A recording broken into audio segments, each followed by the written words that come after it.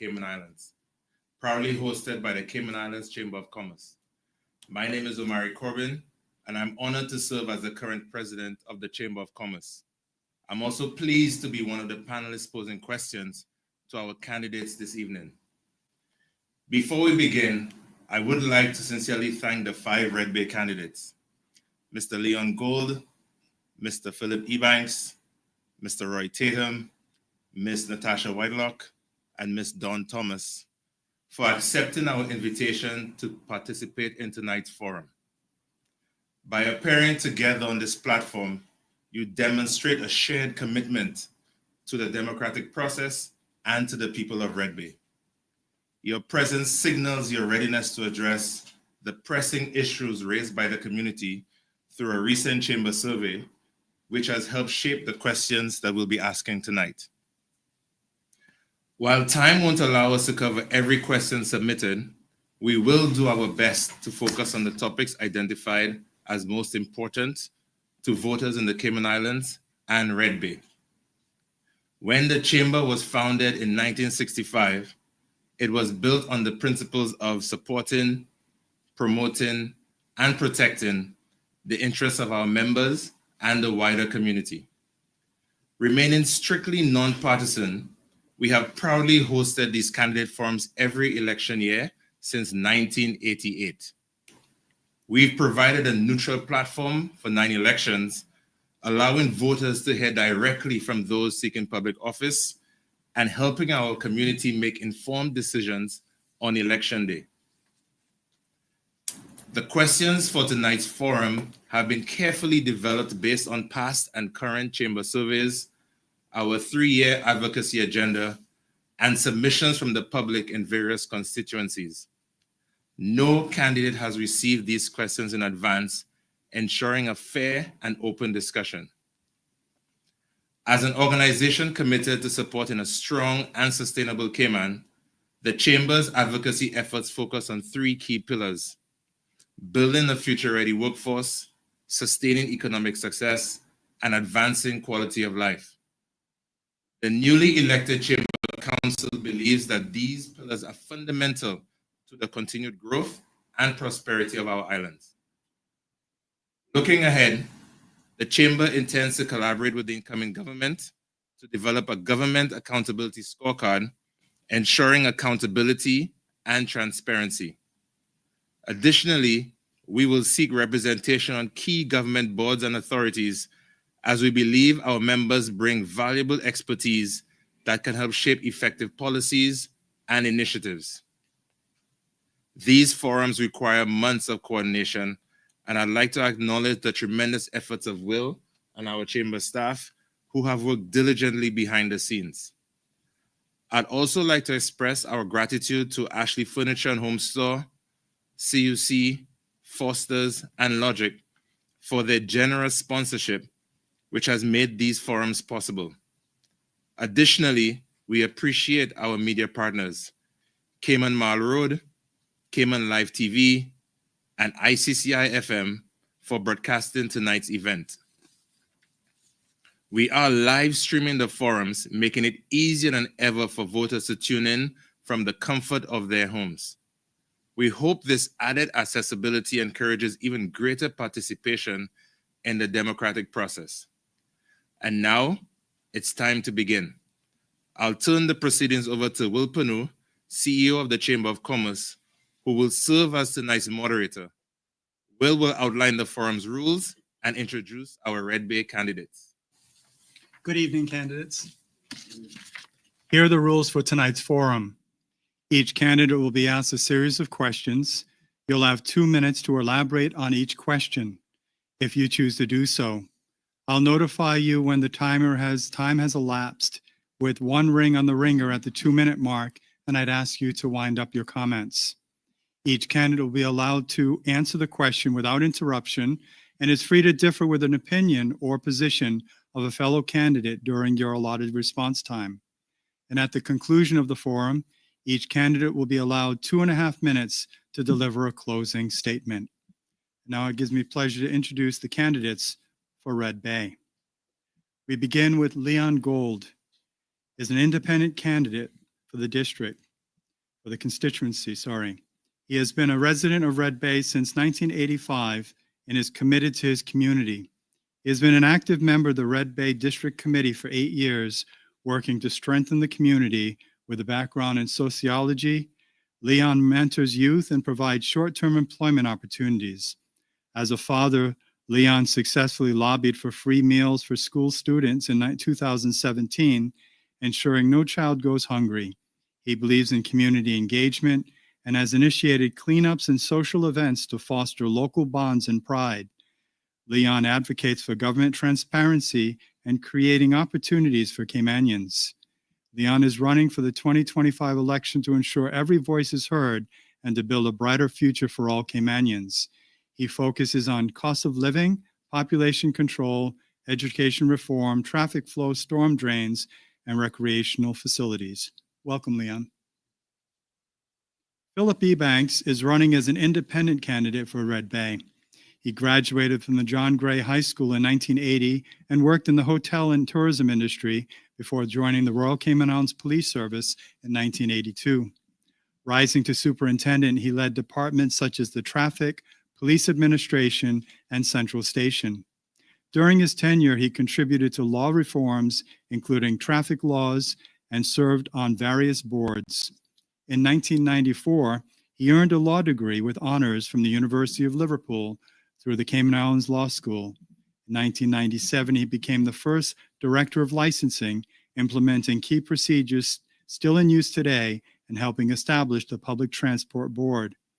Philip left public service in 2000 to pursue law, completing his articles with Appleby before founding his legal practice in 2005. His expertise spans property, family, and business law with representation in summary court, grand court, and court of appeal. He has served as chairman of the Labor Appeals Tribunal and a director of OFREG. A Red Bay Prospect resident for over 30 years, Philip is committed to inclusivity and opportunity as reflected in his campaign motto, "Our community, our pride, our Red Bay." Welcome, Philip. Thank you. Roy Tatum is the People Progressive Movement's candidate for Red Bay. He's a financial services professional with 33 years of experience in the banking sector of Cayman and Anguilla. His career includes retail, corporate, and electronic banking at a senior management level. He has been part of the PPM since its inception, serving as vice chairman and providing strategic direction for over 2 decades. Following the 2013 general elections, Roy became head of the Office of the Premier and political advisor to Premier Sir Alden McLaughlin. He coordinated government initiatives, advised on policy, and participated in high-level international delegations, including joint ministerial council meetings and constitutional reform negotiations. After the 2021 election, he served as head of the Office of the Leader of the Opposition and political advisor, demonstrating his commitment to governance. A Red Bay resident for 25 years, Roy's community leadership includes chairing the Jasmine Hospice Board, volunteering for junior achievement, and serving on the Immigration Appeals Tribunal. Roy's contributions during the COVID-19 pandemic were recognized with the Cayman Islands Certificate and Badge of Honor. He offers Red Bay constituents financial expertise, governance, knowledge, and community understanding. Welcome, Roy. Thank you, sir. Natasha Whitelock is a Caymanian Community Party candidate for Red Bay. She's a dedicated professional and community advocate with over 2 decades of experience in regulatory affairs, compliance, and intellectual property management. She currently serves as the Director of Administration, Compliance, and Regulatory Affairs at the Security Center Limited. She has worked for firms such as Appleby, HSM Limited, and the Cayman Islands Government's Intellectual Property Department, where she modernized registration processes and protected global brands. She advocates for workforce development, mentoring young Caymanians through internship programs. She is engaged in community service, leading charity initiatives, environmental cleanups, and voluntary programs in East End and Red Bay. She has championed efforts to regulate real estate development to preserve residential neighborhoods. Natasha is running for office to ensure Red Bay residents receive necessary services focusing on flood mitigation, traffic relief, safer roads, recreational spaces, and crime prevention. Welcome. Dawn Thomas is the Cayman Islands National Party candidate for Red Bay. She holds an associate degree in business from the International College of the Cayman Islands, a bachelor's degree in accounting from University of Tampa, excuse me, and a master's degree in information services from the University of Phoenix. She is also a certified project manager. Dawn's career began in the retail industry, and she pursued her education through evening classes, earning her degrees and certifications with the support of a scholarship from Fortis Prime Fund Solutions. With over 30 years of experience in financial services, Dawn started as a fund accountant and quickly demonstrated her adaptability across various departments, including HR, finance, and compliance. Her talent for automating processes led to the creation of a data management department, which she successfully led. She later became the regional director for technology and change management, overseeing multiple offices and managing substantial budgets. At Walker's, she established and led a new project management office. She is a dedicated community advocate, having fostered 12 children, adopted one. She transitioned to full-time entrepreneurship in 2018, founding 6 businesses in consulting, software development, nursing recruitment, and construction. Welcome, Dawn. Thank you. Well, at this time, I'm going to take a short commercial break, and when we return, I'll introduce our panelists, and we'll begin the questioning of our candidates. Please stay tuned. When you run your own business, you have a career as an accountant, stock taker, delivery driver, therapist, legal expert, mother, father, and the rest. But there's one area you don't need to be an expert in. At Brava, we take the complexity out of your business solutions. We keep it simple, so you can get along with doing what you do. Brava, the Simplify My Business company.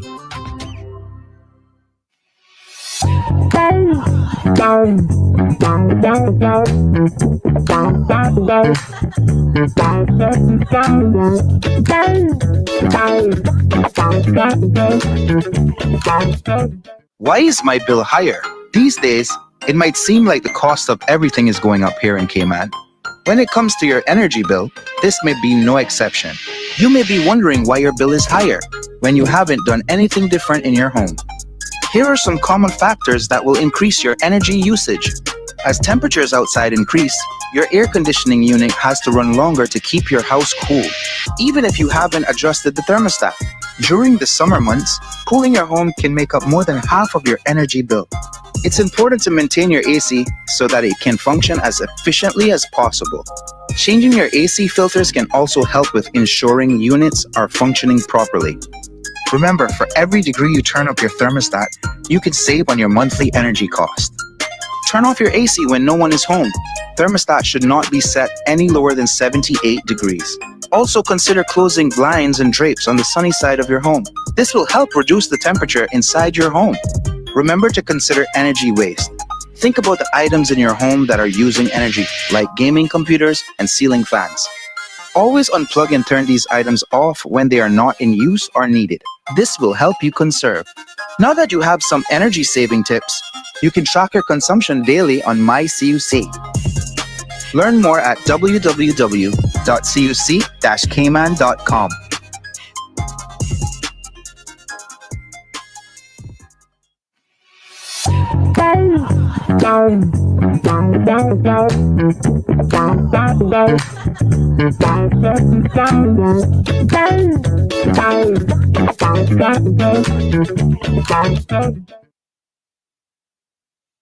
Welcome back to the Chamber of Commerce Candidates Forum for the constituency of Red Bay.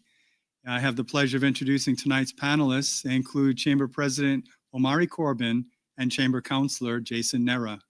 So they will begin the questioning, and we're going to begin with Leon Gold. Mr. Gold, we'll start with you for question number 1. Can you share why you have decided to run in this year's election and how you intend to represent the people of Red Bay if elected? Thank you for the question, Omari.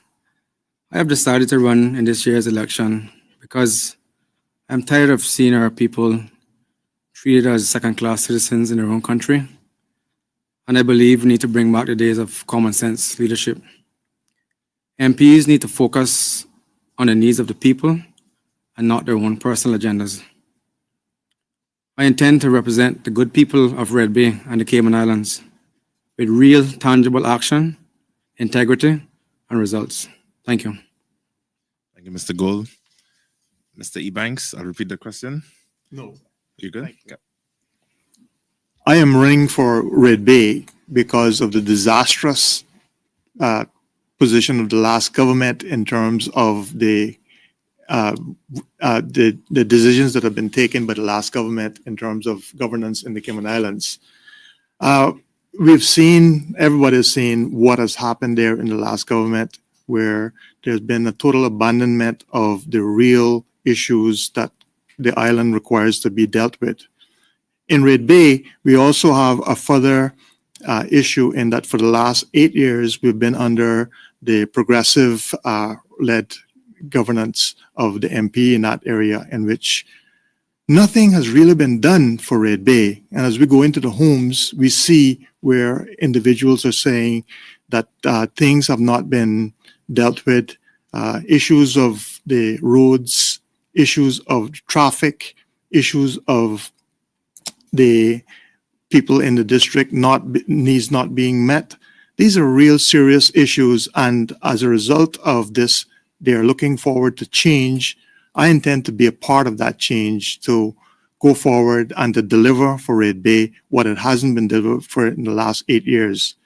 My term will be marked by ensuring that there is a constituency office and a constituency council in which to ensure that the needs of Red Bay are met, that there's a connection between the MP and the constituency so that the constituency can be assured that their needs are being met, and not just the situation as it is right now, where the politicians come around every 4 years and seek to be elected and without having done their jobs.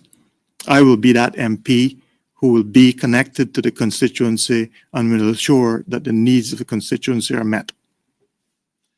Thank you, Mr. Ebanks. Mr. Tatum. Thank you, and good evening. I am running in this election for a simple reason, for my love for Red Bay and my love for my country and my people. Red Bay has been home for 25 years. Red Bay is where my wife and I met. Red Bay is where we chose to build our home and raise our daughters, and Red Bay is the place where I intend to remain for the rest of my days. My love of country led me to join the People's Progressive Movement, or the PPM, 23 plus years ago. It is an organization built around people, and my purpose for joining them was to help build our country and to serve our people. For 8 years, I've worked alongside Sir Alden McLaughlin in the Office of the Premier. I've come to understand firsthand what it means and how important it is to have good government, what it means to have good government. I've seen the governments of Sir Alden not only regrow our finances and build our economy in the aftermath of what was called the Great Recession, but also to serve our people. So I don't fully agree with Mr. Ebanks. As I traverse Red Bay, what I hear about Mr. McLaughlin is all positive and about PPM management. I have worked inside the government administration building and in the parliament of this country. I know what it takes for a successful government to occur. I know what it takes to manage our country and what it takes to make the lives of Caymanians better. I've seen also what inexperienced government can cause, inexperienced government and weak leadership. And we've lost our direction these last 4 years. And I'm working alongside a team of strong, balanced PPM team to get the country back on track. Thank you. Thank you, Mr. Tatum. Ms. Whitelock. Thank you. Good evening, residents of Cayman, panelists, and our kind hosts, the Chamber of Commerce. I am running for the constituency of my childhood home, Red Bay, because I believe in being the change I want to see in the world and working to ensure our children and grandchildren have a bright future.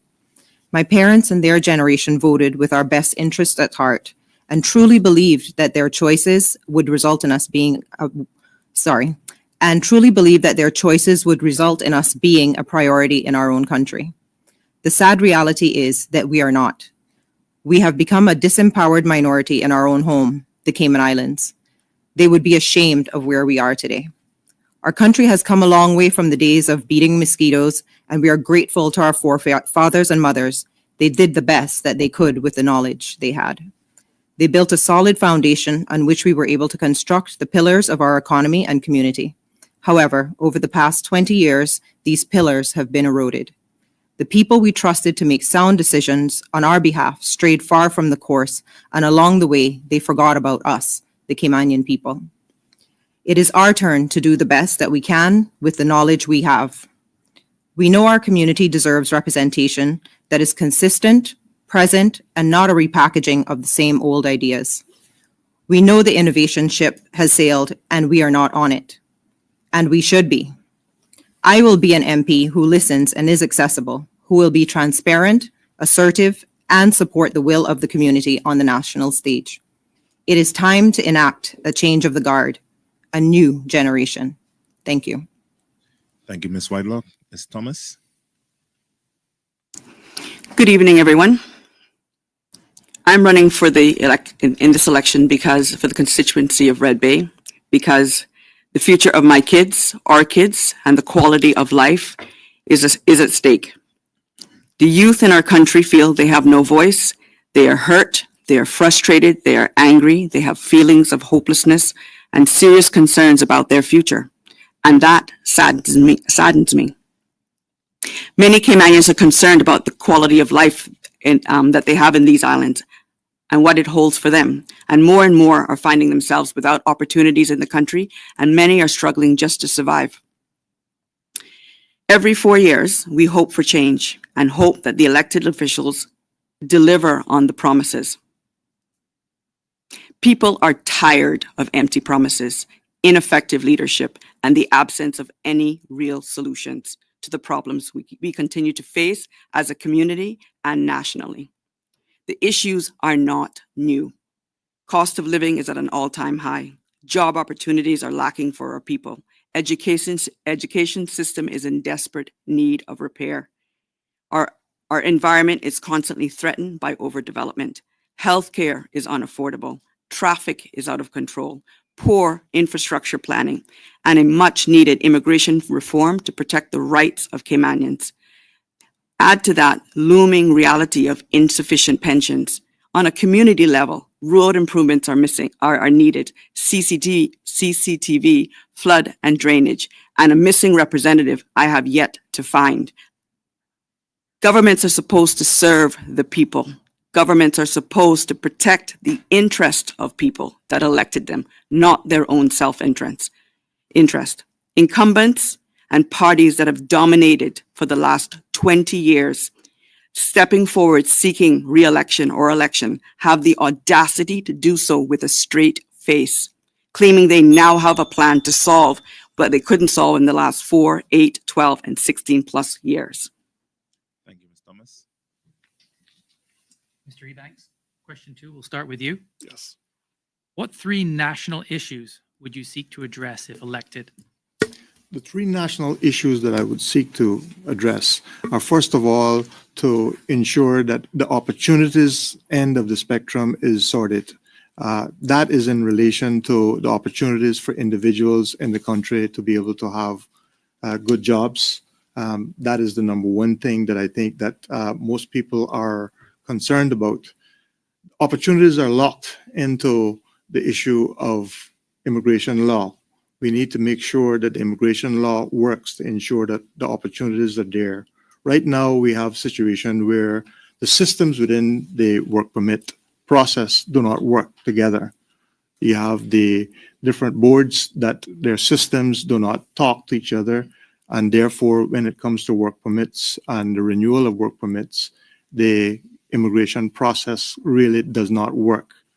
Individuals do not get a fair opportunity to get the jobs that they deserve, and principally in that is because the timeline for the renewal of work permits is very short.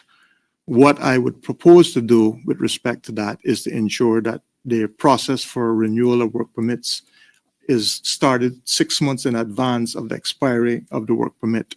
And so that individuals out there in the public who might be looking to have an opportunity to move to another job will have a fairer opportunity to apply for that job. Also, individuals who are coming from abroad, students returning here, or people who have taken up work overseas will also have the opportunity. Within the other end of the opportunity spectrum is the opportunity for housing. Housing is a massive issue here in the country in the sense that the stock of housing is way down, and as a result of that, the cost of housing is up. You also have issues with mortgages that ensure that we must look at ensuring that mortgage rates are extended so that individuals will have a better long-term process in order to get the mortgages and get the rates down, and we need to bring up the stock of housing. Thank you, Mr. Ebanks. Mr. Tatum? Thank you very much. I'll pick up where my friend Philip left off. Housing. Housing is a major issue for us. Going back to the last PPM term, we started looking at housing. I remember having discussions that my own daughters wouldn't be able to afford houses, and over the last 4 years, that's just gotten worse. As Mr. Ebanks mentioned, loans but loans is really the issue. The issue is when interest rates rise, I question whether banks necessarily need to increase the payments for mortgages. Rates rise and rates fall. I am for SEMA regulating banks further in that regard. There are a number of initiatives that we need to look at for housing, including incentivizing the private sector to build more affordable housing. The other issue that I'd like to mention is the necessity for a public transportation system. There's been several reports done over this last government. The next government that comes in needs to prioritize this and actually look to see what it is that we need to do to develop a national transportation system. Buses may be the answer, but it may not be the only answer. Waste management is a pending disaster for us. We have the Project Regen waste management solution was stopped, and there is no solution in place right now. I heard the former premier say on the forum that it's expected that the regen or the current dump will last hopefully maybe another 4 years, and then what? We have no solution in place. We need to find solutions for waste management. That is a major issue for us and a looming problem in terms of the environment. Thank you, Mr. Tatum. Ms. Whitelock? Thank you. Ladies and gentlemen, it is unfortunate that we have as many as 10 top issues right now impacting our nation. If I had to choose any 3 of the 10, they would be public education. We need to refocus on the results. We need to refocus on our children. Children are being moved from one class to the next without adequately passing the one before. We need to put it back in the schools that the children can repeat a class if the need arises. We need to restate funding in early development and early childhood. We need to have extracurricular put back into our schools, the necessary funding put back into our schools for activities such as sailing, which is a part of our national heritage. Children with special needs need to be tested and supported. If they are in the schools and they cannot keep up, the children need to be looked after. The education department used to provide in-house psychologists. There were many of them. I worked for them. There were 6 of them. If they're no longer there, then we need to replace that resource. Parents are paying upwards of $3,000 for one visit to a doctor to a psychologist in order for their children to be tested. This is an additional expense on parents that was provided by the government previously. Immigration would be my number 2 factor. there needs to be immigration reform. There are too many loopholes that are being exploited on a daily basis, whether it's by persons who are holding those work permits or whether it's by employers. Employers, in terms of our Caymanian people, continue to move the goalpost. Our children, our Caymanians who are overseas, are unable to get jobs. In June 2024, our population was found to be at 80,000 people. Out of that number, 54% were expats, locals, 45%. We have 40,000 work permits. Our people, thank you. Thank you, Ms. Whitelock. Ms. Thomas? First, I'd like to say that the Cayman Islands National Party intends to address all national issues when elected. But the three issues I'm going to mention tonight are key and dear to me. First, I think I will focus on government cost accountability and transparency. For too long, every year, the numbers that we spend don't add up. The Auditor General has said we spend $2 for every one we make, yet we have no insight as to how that is spent and where we are. So government cost accountability and transparency is important. It's not just about reducing the possible corruption in our government. It's about building back public trust, increasing accountability of the people that work in government, and enhancing the controls that are in place. We need solutions that ensure that there's a transparent, effective, responsible government that truly serves the needs of the people. We can do this by implementing digital transparency online platforms where government documents, policies, budgets, and reports are accessible online. And we involve the public and public access to government budgets. Transparency is the focus. Secondly, I would also second, education is important. We have failed our children. We have 16 schools rating standards of 4 good and 12 fair or acceptable levels. We need to implement stronger accountability and accountability and governance in our schools with strong support for teachers and students of those schools. I believe a comprehensive overhaul is needed to introduce early development programs that modernize the curriculum and include TVET, technical and vocational training. Early development is also key. But most of all, it makes no sense to implement any of these programs if we do not implement accountability at a board level. Our party would propose that we implement a board over each of the 16 schools so that we have oversight and not just passing the buck and passing the students year after year. Thank you, Ms. Thomas. Mr. Gold? Thank you for the question. One of the national issues I would seek to address is immigration. We all know immigration is a problem, and a lot of the other issues that we suffer from are a result of poor immigration policies. When elected, I will advocate for status grants only to be given by marriage or descent. All forms of status grants, including naturalization, should be revocable. Permanent residency should be granted rather than status. In regard to work permits, we already have a strong immigration law in place, but the problem is they're not being enforced. Too many people are coming to this country on work permits without actually having a job. The other issue that I would like to address, which everyone has been speaking of recently, is cost of living. We all know that high demand for housing, goods, and services will naturally drive the cost up. As our population increases, so will the cost of living. In March of 2024, I traveled to Panama with the Chamber of Commerce to explore the possibilities of opening this trade route. Panama, Jamaica, and Mexico should be considered as sustainable and more affordable sources of food for Cayman. We need to cut back on reliance on U.S. imported foods. This could offer us direct savings, drive down grocery store prices, and offer healthier options for local consumers. We also need to consider sourcing our fuel from other countries, as it's the largest impact on our utility bills. Education, reform, and social well-being. Over the last few weeks, I've sat with educators. I've listened to their concerns. I believe that the STEM system should be included in the curriculum, and we need to prepare the youth for vocational training from middle school age. Thank you. Thank you, Mr. Gold.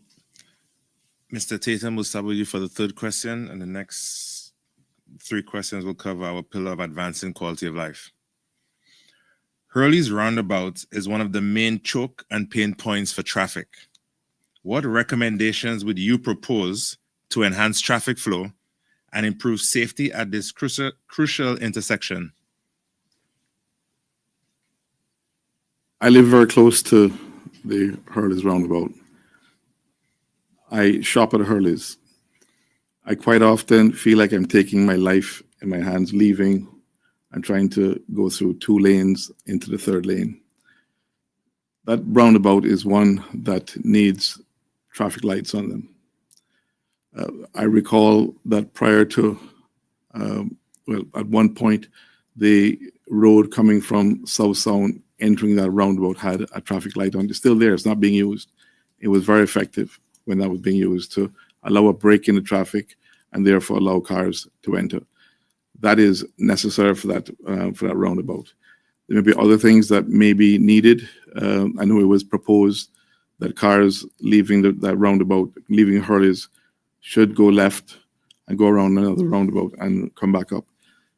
That was opposed. I wasn't particularly keen on it myself, but we may end up having to actually have to do that. But traffic lights should be the first thing that's implemented there to allow a smoother flow of traffic and to make it safer. Thank you, Mr. Tatum. Ms. Whitelock. Thank you for the question. I also agree with Mr. Tatum. There should be stoplights placed at that roundabout. I don't see any other alternative to there being to people getting around it. We have people coming from town, people coming from Hurley's, people coming from Grand Harbor behind Hurley's, and we also have people coming from South Sound, all trying to get around that roundabout to make it to the eastern districts. I also have experienced many times where you get in the middle of the roundabout and you have to stop because someone's coming around it awfully fast. So next to putting stoplights in there, next to putting speed bumps in the middle of the roundabout to slow cars down, the only thing we can do is put in stoplights and try to facilitate people better that way. Thank you, Ms. Whitelock. Ms. Thomas. Thank you. I agree with everyone, what they've said. The Hurley's roundabout is one of the main choke and pain points of traffic. And whilst it is a choke point, addressing the single point will not improve overall traffic flow in Cayman. The vehicle imports are continuing to rise due to rising populations. We have delayed infrastructure projects, and as simple things as some of the other candidates have mentioned, leading to safety concerns, as we've mentioned, which is increased, all leading to insufficient public transport. Ultimately, in order to fix traffic on a whole, we have to implement better public transportation system. You have to have a mandatory bus service for all primary schools and secondary schools, public and private. We have to develop and implement the master ground transportation plan that we talked about some years ago and that we haven't done anything with.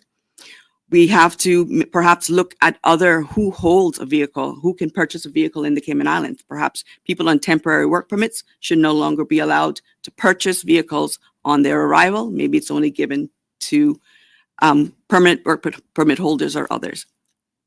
The Hurley's roundabout choke point is one of many. We have a rising traffic problem, and dealing with one choke point is not going to fix the overall problem. I think we have to look holistically. I think many governments before are looking very much at band-aid fixes at one area when we should be looking at the complete problem and as it affects everyone. Because if you solve the Hurley's roundabout problem, you then have to go and look up to where the people are traveling east, because the next problem is the congestion that happens at the countryside junction. So traffic on a whole has to be solved across the board. It must be a holistic plan, not a band-aid solution. Thank you, Ms. Thomas. Mr. Gold. Thank you for the question. I beg to differ about traffic lights at that roundabout. We already have an issue with traffic being slow around there, and I don't think a traffic light would be the proper solution. Actually, the NRA has already started work on a alternative route which would cut across the front of Hurley's, and it will come up towards the King's Gym. If you drive by there, you'll see the work has already begun. I think what we need to do is just give the NRA some time to complete this work that they have already started. And when I'm elected, I will advocate for this road to be open within 6 months of entering office. The work has already begun. We don't need any more stoplights. That's going to create more traffic. One of the things I see as an issue at Selkirk Drive is we have a lot of nannies coming in the mornings and leaving in the afternoons. There is not a pedestrian crossing there for the bus stop. I don't believe we should put up pedestrian crossing on the road surface. I believe we need to make a overpass for pedestrians to walk over the road, which will allow the traffic to continue and flow without hindering it from moving. So that's the suggestion I have for that issue. Thank you. Thank you, Mr. Gold. Mr. Ebanks. Certainly, thank you. Certainly, the issue and provision of traffic lights as a short-term solution is a good route. It will enhance safety, even if it may not necessarily speed traffic up. As we know, traffic lights do one thing for us. As we approach a traffic light, it eases the stress because at that juncture, we know that our opportunity to go is going to come.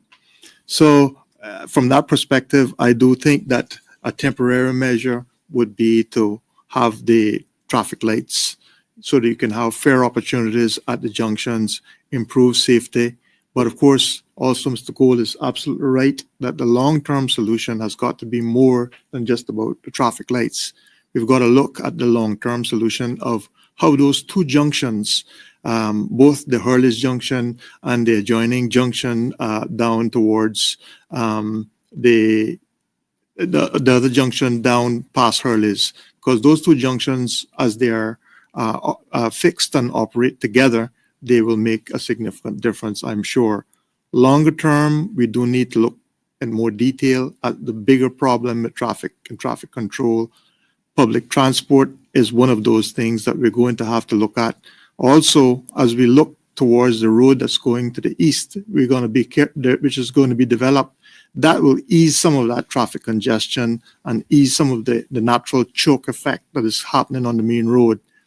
Also, I would say that when we do go to the east, when we do put in the road to the east, we need to think in terms of the community that's going to be developed in that area, in order that we're not only just putting in roads, but we're encouraging communities to develop in that area, so that in the case of all the traffic that's coming from the east towards town, which is causing the bigger part of the choke effect, there will be an opportunity for businesses to go in those areas, and for vehicle traffic, which was normally coming into town, to perhaps not have to go that far. They will be able to get their business done on that side of the island. As far as Red Bay is concerned, Red Bay may also benefit in terms of being able to turn left. And there we go, we would be easing the choke situation again. Thank you, Mr. Ebanks. Ms. Whitelock, question 4, we'll start with you. Would you support a review of customs duties to lower the cost of living by reducing duties on essential items and offsetting revenue with increases on others to offset the lost revenue? If so, which items would you adjust? Thank you for the question. My team and I would certainly support the review of customs duties. We find often that there are items that are brought into the island that families need on a daily basis, such as sanitary items for ladies, stuff for babies, etc., that are brought in, and those items are heavily taxed. We do believe that we should be able to give some concessions on those items. And it may come down to simply store owners looking into where to get those items at a cheaper rate, so that in addition to those lower concessions, that they can offer them to the public for cheaper fees. We also have to be careful at home how we are using our items, because I think we've all become a society sometimes where we tend to use things just because we have them. I think we all need to try to be more mindful of what we have and try to live within what are the confines of what we have at home. But definitely, I think we should milk, cheese, the normal items, bread, those sorts of items, flour. Those are all items that should be duty-free. Thank you, Ms. Whitelock. Ms. Thomas? Yes, I would say that I support the review of custom duties to lower the costs of living on essential items. And I think I'd start with making healthier foods cheaper, so that you can go to the store and buy healthier items for free with reduced duties. The reason for that is because I think it will promote eating healthy, which might in turn help us with our healthcare issues, which is constantly rising. I would also offset that in terms of revenue. There's a number of ways we can look at that. I mean, there is a number of factors around I don't know when the tariffs were last, the complete chart of duties were actually last reviewed. I think it's time that we sit and review and we have a plan on how we do things. But remembering that when we cut duties on one item, we have to look at where we're going to get the revenue from. It has to be systematically looked at in a holistic picture. As you will know, that I'll be talking tonight from a very strategic level, because I think it's very short-sighted to be focusing on very specific items. I do agree with Ms. Whitelock that we do need to focus on the needs of the seniors and some items that are needed in household items like diapers and stuff that we've talked about. There are items that are duty-free, cheese, milk already. But for some reason, because the cost of shipping is so high, that people don't actually see the benefits of those duty-free items. So we do have to look at the entire tariff system, because it's not the duties that might be driving up the cost of goods, but it's actually the shipment involved in getting those goods here. So overall, I think we should look at where are we getting the goods from and finding cheaper locations to purchase those items, bringing them in at the same duty rate, ultimately improving the cost of those items. Thank you, Ms. Thomas. Mr. Gold? Thank you for the question. Yes, I would definitely support a review of the customs duties. I think we could reduce duties on healthier food as suggested by my colleagues, and we could possibly offset that by increasing the duties on processed foods and unhealthy foods that are being imported into this country. Our country is suffering right now from obesity, diabetes, and all sorts of other health ailments.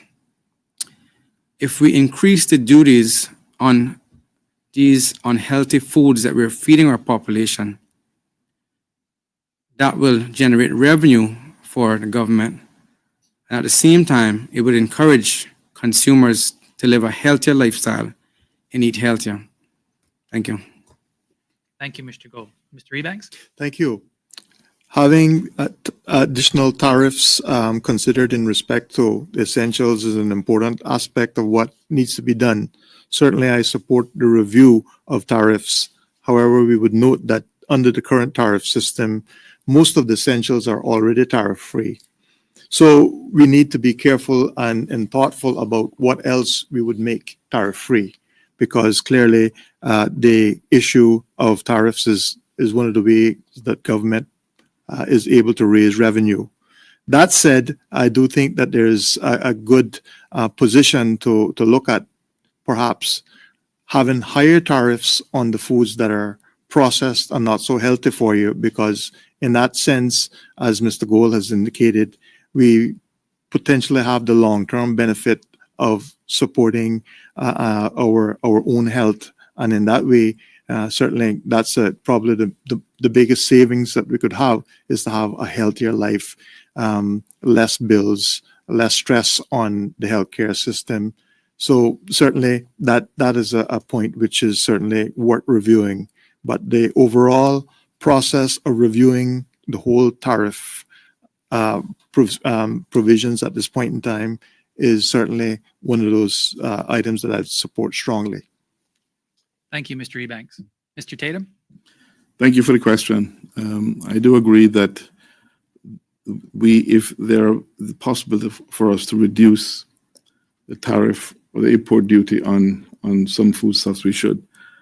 Certainly, I recall looking at this some time back, and there are still some fruits and vegetables and meat products that have duties on them still, and they should be removed.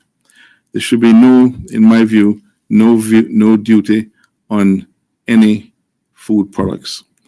The idea of having higher duty on unhealthy and processed foods is, I think, one that should be considered. But the downside is that these are often the foods that some of the poorest of our people eat. So we need to be careful that we're not causing them issues.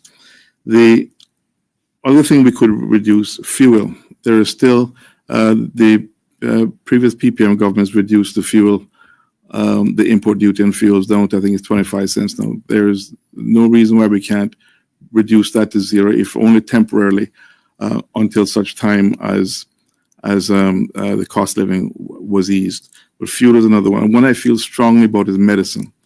There should be no medicines coming into this country that we're charging import duty on. I have family that have to take some extremely expensive medicines. And when I looked at the cost of them from one provider who had the ability to pay less duty on importing them compared to another hospital, the difference was vast. So we need to reduce the import duty on all medicines. Shipping, you're right, shipping costs is extremely high. That is a whole other conversation altogether in terms of how we're going to reduce shipping costs. And I believe, Leon, if we had the ability to import cheaper foods from Panama and Jamaica, it would have already started happening. The reason it hasn't happened because the ships that leave from there are very large and can't come into our port here. So to wind up, yes, I believe we need to look at reducing duty on goods, on food products to alleviate some of the problems that we have.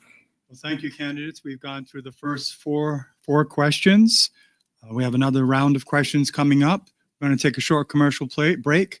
Please stay tuned.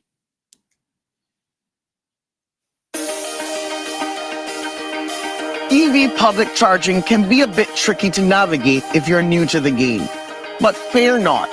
Here's a little 101 on all things public charging at your CUC charge station. The first tip is to get the mobile app up and ready on your phone before you charge your EV at the charging location. You can scan the QR code to load the app from sitting in your car. Download the mobile app, register a charge account, load money into your charge wallet. You must have a minimum of US $5 balance in your charge wallet to begin a charging session. Scan the QR code again to start a charging session using this charger. You can also enter the station ID number into the app.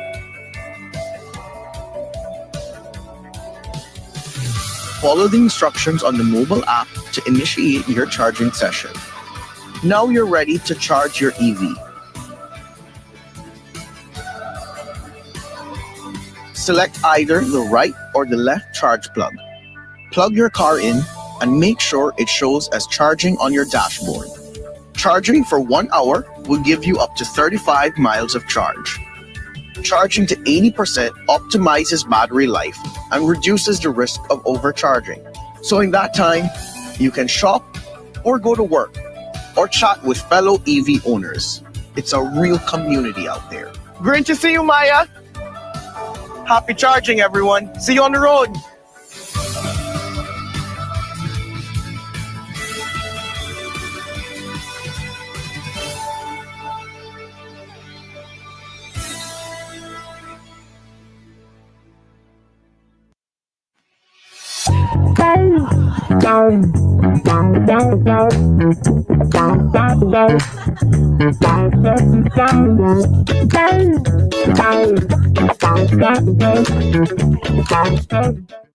When you run your own business, you have a career as an accountant, stock taker, delivery driver, therapist, legal expert, mother, father, and the rest. But there's one area you don't need to be an expert in. At Brava, we take the complexity out of your business solutions. We keep it simple, so you can get along with doing what you do. Brava, the Simplify My Business company.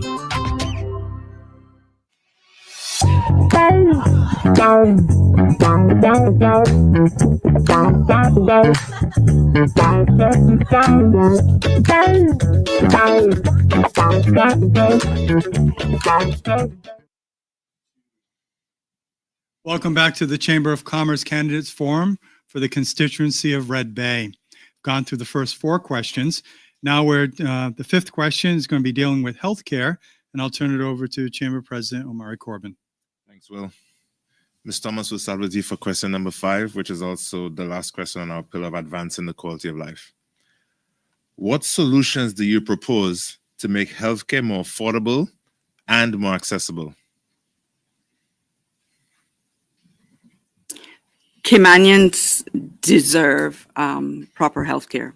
Access to health care and comprehensive health insurance coverage is far too expensive for many Caymanians. We have a number of issues regarding health that are happening in this country. Obesity is approximately 70% of the population.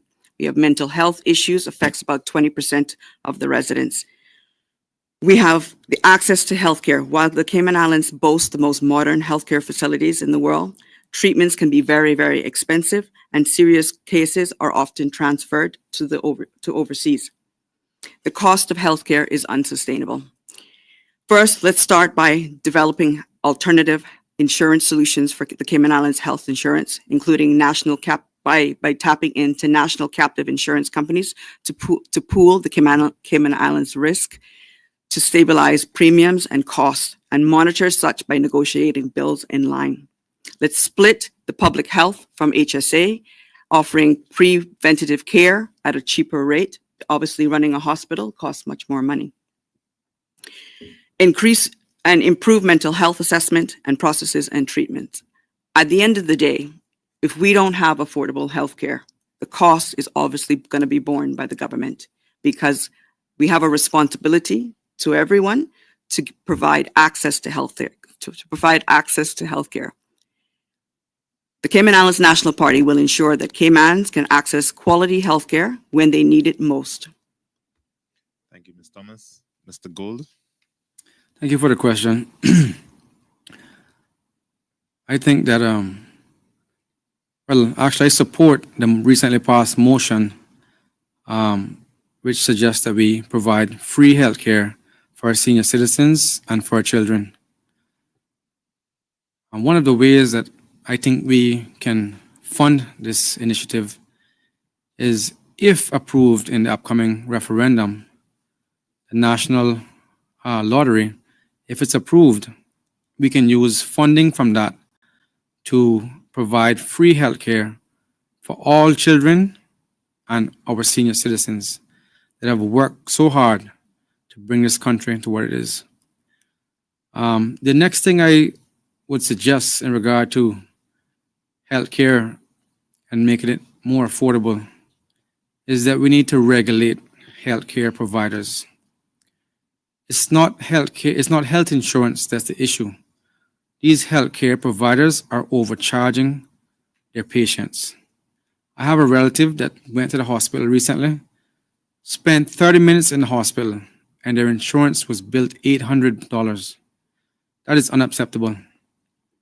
We need to regulate and create proper framework for healthcare providers. What they're doing to us is extortion. Thank you. Thank you, Mr. Gould. Mr. Ebanks. Thank you. As in many of the costs in Cayman, the lack of proper consumer protection laws are central to the delivery of the product at a reasonable price. I think that we need to focus on ensuring that we have proper consumer protection laws in Cayman, and in that way we're able to focus and ensure that every cost that is being incurred is properly incurred, and you don't get the sort of thing that Mr. Gold has just referred to, in the sense of price gouging and so on and so forth. Beyond that, we also perhaps need to look regionally at other sources of overseas expenditure in terms of hospitals and so on in the region where necessary, that we could use in some cases, because certainly the cost locally of hospitalization is extreme. It is true that we do need to do more to control the cost. Opening Cineco and expanding Cineco, I think, could help us, because that therein would lie a larger pool of individuals who are contributing in the same system, and therefore that may be a way of government being able to put some measure of some lid on the whole aspect of how much insurance costs. It is a complex subject. There are a number of issues. We need to review it. We need to be careful with it to ensure that at the end of the day, we don't suffer because we have not really thought it through. And as a result of that, the actual good quality health care that is here is no longer here because of not having looked at the whole issue of pricing carefully, and having done any kind of law which results in healthcare providers who are here moving away because it's no longer tenable here. It is good that we review it. We have to be careful with it. We need to be thoughtful about the process. It is something that we need. I have also advocated for free healthcare for persons over 65. I think that at some juncture, the government and the country needs to provide free healthcare to those who have served in the country. Thank you, Mr. Ebanks. Mr. Tatum. Thank you for the question.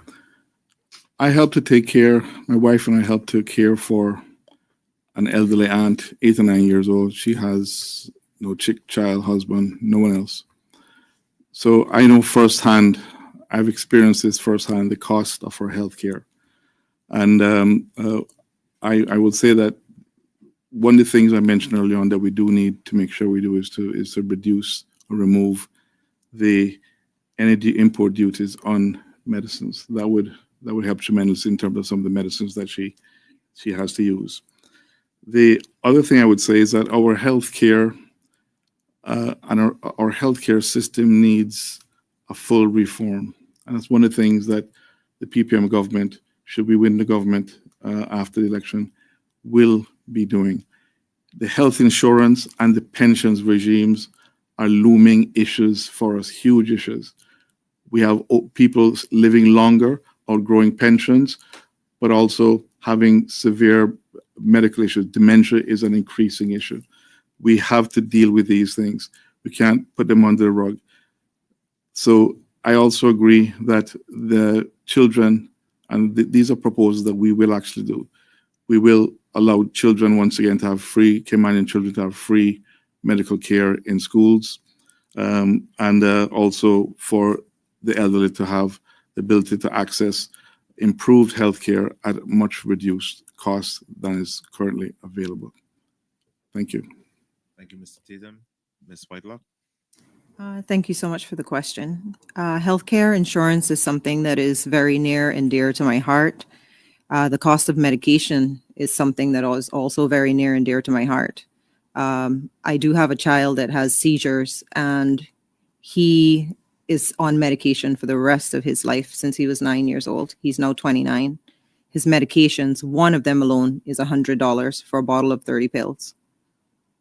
We need to do something in this country to help families to be able to afford medication, to afford health care. We now have several very good hospitals on this island, including a full-scale cancer ward. There's no reason why we need to send people away anymore. Our our people can stay here and get very good medication. They can stay here and get very good care. I just had an aunt who was diagnosed with cancer. She came to Cayman, and at the Cayman Islands Hospital at the HSA, they were able to give her the attention that she needed. She's now going to Health City to get radiation treatment. She was told that she had to go overseas. For health insurance and for us to fully look at that, we need data. We have a 9% rate of medical inflation, the costs. This means that loss ratios are high. If you're increasing premiums by 9% on average every year, and that's base rate, such as the SHIC programs and everything else. What this means essentially is that your claims are high, your company claims are high. The question then becomes, though, where is this money going? Is it really the government's fault? Is it really the fact that we need to look at how much is being mandated that insurance companies has to pay? At the end of the day, where is the money going? Another thing that we need to look at, and Mr. Roy mentioned, was pensions. Our people are being made to quit far too early. People are able to continue to work well into their ripe old age. My mom's 70 years old, and she's been forced into retirement. Those people can continue to work and contribute and do what's needed. Thank you. Thank you, Ms. Whitelock. Mr. Gold, question 6 will start with you. The Immigration White Paper recommends improving long-term workforce planning. Would you support the development of a national human capital plan as one method of linking the employment needs of the country with education and training infrastructure? Thank you for the question. Yes, I would support that initiative. And after looking at the white paper, one of the things I believe the government needs to work on is to make the civil service 100% Cayman staffed. We can start by setting aside positions and careers for returning students, graduates, and students, Caymanian students that receive scholarships. So yes, I would support the development of a national human capital plan so that we can link the employment needs of the country with education and training infrastructure. Thank you. Thank you, Mr. Gold. Mr. Ebanks? Thank you. The National Human Capital Plan being linked to employment of the country with education and training infrastructure obviously is a sound idea. Beyond that, of course, I think that one of the issues that we need to make sure that happens is that the regime that government has for hiring of individuals is also brought within that provision to ensure not only the private sector is having to deal with this linking, but also that the public sector is as well. As we are today, the hiring within government is really dictated at a managerial level. There's no oversight beyond that to ensure that the individuals who are being employed have any kind of oversight over them in terms of how long they remain in the employment of government, or whether they have to continue or be removed when there is a Caymanian who can take that position up. That is an issue for us. We need transparency on both ends of the spectrum. We need to ensure that transparency exists both in the private sector in terms of the immigration law, but also to ensure that like transparency exists on public service hirings. I think we need to make sure that both of those things are done in order to ensure fair opportunities for Caymanians, particularly those returning from abroad, whether as a student or having keen experience in another country and now wanting to return. We need to make sure that we have equity and transparency. Thank you, Mr. Ebanks. Mr. Tatum? Thank you for the question. I certainly do believe that the development of a national human capital plan is important. When WORC work was created, the WO part of that is workforce opportunities. And that section of government, that department of government, wasn't just to be looking at the residency aspects of it. It was also supposed to be looking at what jobs Cayman needs and working with the private sector and working with the education system to suss out where are the jobs of the future coming, and to try to make sure that our education system was meeting the needs of those jobs, and probably also our scholarships. So yes, that is something I think needs to happen and needs to happen quickly. Phil mentioned public service employment. A large number over the last 4 years, too large a number of the individuals being hired within the civil service are expatriates. We need to work to make sure that that is rebalanced and that there is space made available within the civil service as it grows, if it needs to grow, so that Caymanians can fill those jobs. There is no need in the civil service for us to be growing more expatriates within the civil service than we are growing Caymanians. Thank you. Thank you, Mr. Tatum. Ms. Whitelock? Thank you. I too would agree with the white paper and their need for a national human capital plan and the need for education and training infrastructure to be placed within that regime. At present, the government employees do not get a rollover period. They continue to stay in positions that should be earmarked for our Caymanian children. Too many times we see Caymanians being sent overseas, whether be it by the government or whether be it by their parents, another company, and these children are out there. They get their education and they try to come home and they can't. Just yesterday, I was speaking with a lady who told me that her daughter had gone away. The government had actually paid for her to go away to college. And when she was ready to come home, she was told, "You have no experience." That's unacceptable. Our children should be brought home. Our Caymanians need to be brought home and put in these positions. Not necessarily do they need to go to the top of the food chain at once, but they definitely need to be brought home and then interned, and those expatriates should have to train our children. Whether it's 6 months, a year, 2 years, it doesn't matter. They're our children. There's too many of us out there that are just in the wilderness called other countries and not in our own home. Thank you. Thank you, Ms. Whitelock. Ms. Thomas? Yes, I fully support the development of a national human capital plan, and that long-term planning is definitely required. But let's face it, none of the previous governments have really focused on long-term planning, which is why we're sitting here today still discussing it.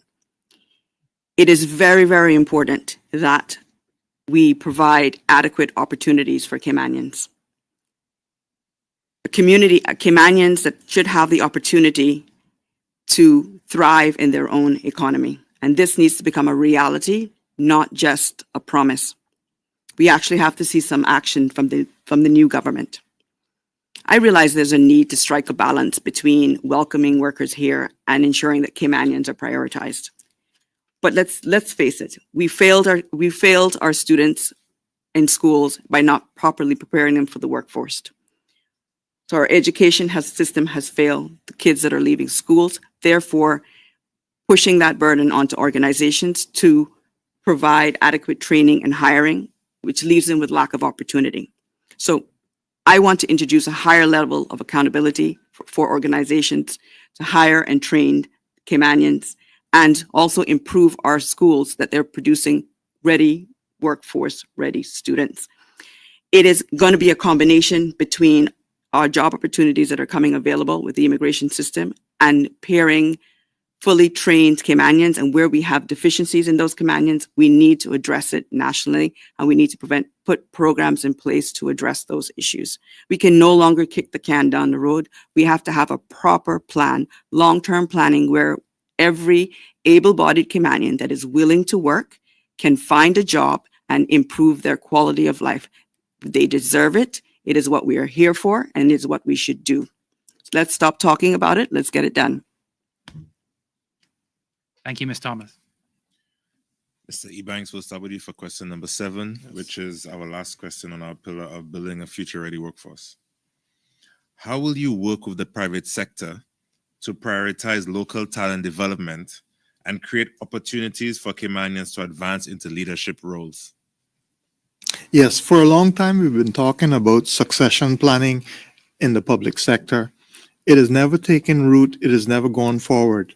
We need to have the will to go forward with this on both the private sector level as well as in the public sector to ensure that Caymanians do get into the workplace and that there is a succession-based approach in order to ensure that as Caymanians become available, as they are trained up, they can take on these positions.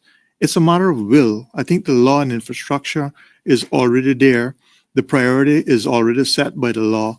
It is set that the interest of the Caymanian in terms of work opportunity must be protected on the one hand, and also that we should make sure that we continue to ensure that there's a work-ready force for the private sector. So the two arms of this thing are already there. And how we approach it and ensure that there is a real emphasis on ensuring the local talent development is one which we have to concentrate on. There's been a suggestion that we should have a protection board of sorts to have better oversight of that particular aspect of ensuring that we prioritize local talent development and create the opportunities for Caymanians. However, beyond that, clearly there's the issue of the systems that we now have in place. Some of those systems do not speak to each other. We have the business staffing plan, we have the work permit board, we have the labor board that deals with issues of who is out of work. And none of those systems apparently talk to each other. And therefore, as a result of that, the opportunities for Caymanians within the existing system is lost.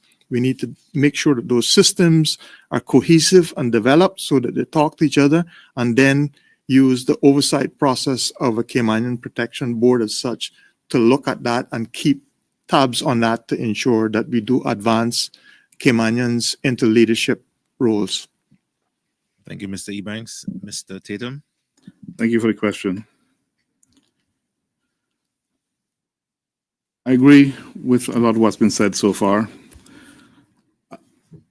I actually find that seems that businesses today, I can't say all, but some don't understand the need to train Caymanians. I recall in my younger years when I got into banking, training was something that banks understood was necessary. The Bankers Association had training programs. The Chamber has, they still do, I believe. But training and providing real opportunities for Caymanians is necessary and needs to be put in place again. The education system needs to really work harder at creating work-ready Caymanians for the jobs that are available today. And the internship programs are one type of program that we will put into place. Businesses need to accept more young people as interns to understudy folks who are there now. We cannot continue down the path that we're going, where our kids go off to school, get educated, come back home, and are told that they don't have experience, so they can't get jobs. We need to change that, and the private sector and the public sector need to have serious discussions about how we can get that to happen. Thank you. Thank you, Mr. Tatum. Ms. Whitelock? Thank you. There is a program here. I'm not sure if everybody knows about it, but it's the CIFEC program. It's the final year of high school. And the ladies and gentlemen that work at the CIFEC department school has been doing a heck of a job with our kids.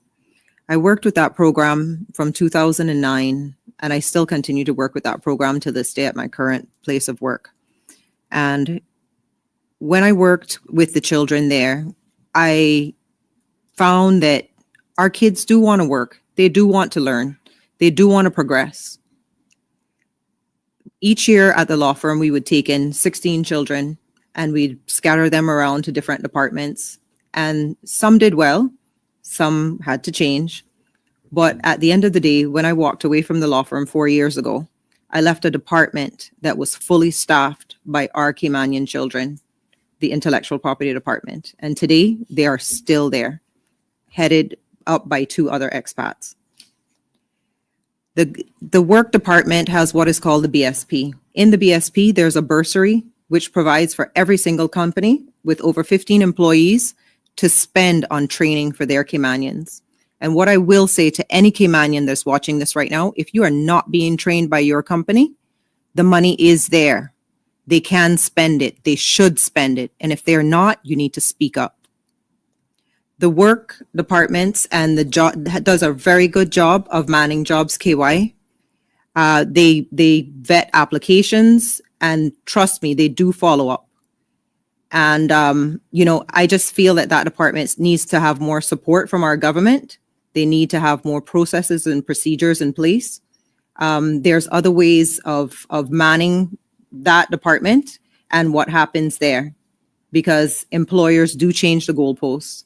Adverts are made specifically for expats because that's the preferred choice. We need to do more for our people. Thank you, Ms. Whitelock. Thank you. Ms. Thomas. Thank you very much. I think this is a very important initiative. I believe that because the financial services sector is 50% of the government's revenue, why don't we work with the financial services sector to come up with a development program that focuses on training and preparing our students for the financial services sector day one? Why do we have to wait until they leave school to come out to attempt to get a job that they're inadequate for and they're being told that they're underqualified for? We can put a program in place day one that students in school, in high school, are starting to prepare for jobs that is offered within the financial services sector. Corporate services, as an example, accounting clerks, these are all things that they can be trained on in advance before leaving schools. We can harness and develop them prior to graduation. So we should implement new training programs, and I think we should focus on the financial services sector. I also think that we need to hold organizations accountable in the financial services sector to the RERC program that was implemented, because I've seen it firsthand many, many times as well, where the Caymanian, once they acquired the skills and are ready to take the job, they sideline the expat to another role, and then the Caymanian assumes the role. I think that once Caymanian has been identified and is able then to fill that position, that person should leave the island. They should not be sidelined into another role, higher up usually than the Caymanian that was their RERC. Again, I'd like to stress, in walking the Red Bay constituency, I want to also address the fact that there are many unemployed, skilled people in the Red Bay community. These are people that are struggling to find job opportunities, and they have been in the work program, and they've attempted to apply for many, many, many jobs. There is an accountant in Red Bay that he's 31 years old, and he's applied 36 times for a job. This is unacceptable. I think we need to hold the financial services sector and other companies as well, not just accountable for ensuring that Caymanians are employed. Sorry. Thank you, Ms. Thomas. Mr. Gold. Thank you for the question. I think this is a regular occurrence where the private sector companies hire Caymanians and keep them at entry-level positions for times longer than necessary. And it needs to be nipped in the bud. One of the problems that happens is Caymanians enter, for example, the legal world. If they report these breaches of not developing Caymanians, they are blacklisted and they will not be able to find other jobs. So what we can start by is creating a safe space for people to report when these injustices happen. All too often, we hear of Caymanians working for 10, 15 years and they're not being promoted. I've seen it firsthand. I've seen people jump from job to job because they have not been promoted as they should. And they're good workers, Caymanians. But these companies that are foreign managed, and we have allowed these foreign managers to bring in their own people, keep Caymanians down and stifle us from growing the way we should in our own country. So with that said, I believe we need to start penalizing these companies when they go in breach of these issues. Block them from getting more work permits if we have to. But we need to penalize them for not promoting Caymanians and make it serious. Send the message home that we will be putting Caymanians at the top and at the front of everything that this country has to offer. Thank you. Thank you, Mr. Gold. Mr. Tatum, question 8 will start with you. How would you ensure that by attracting foreign investment, we ensure that Caymanians directly benefit from economic growth? Please repeat the question.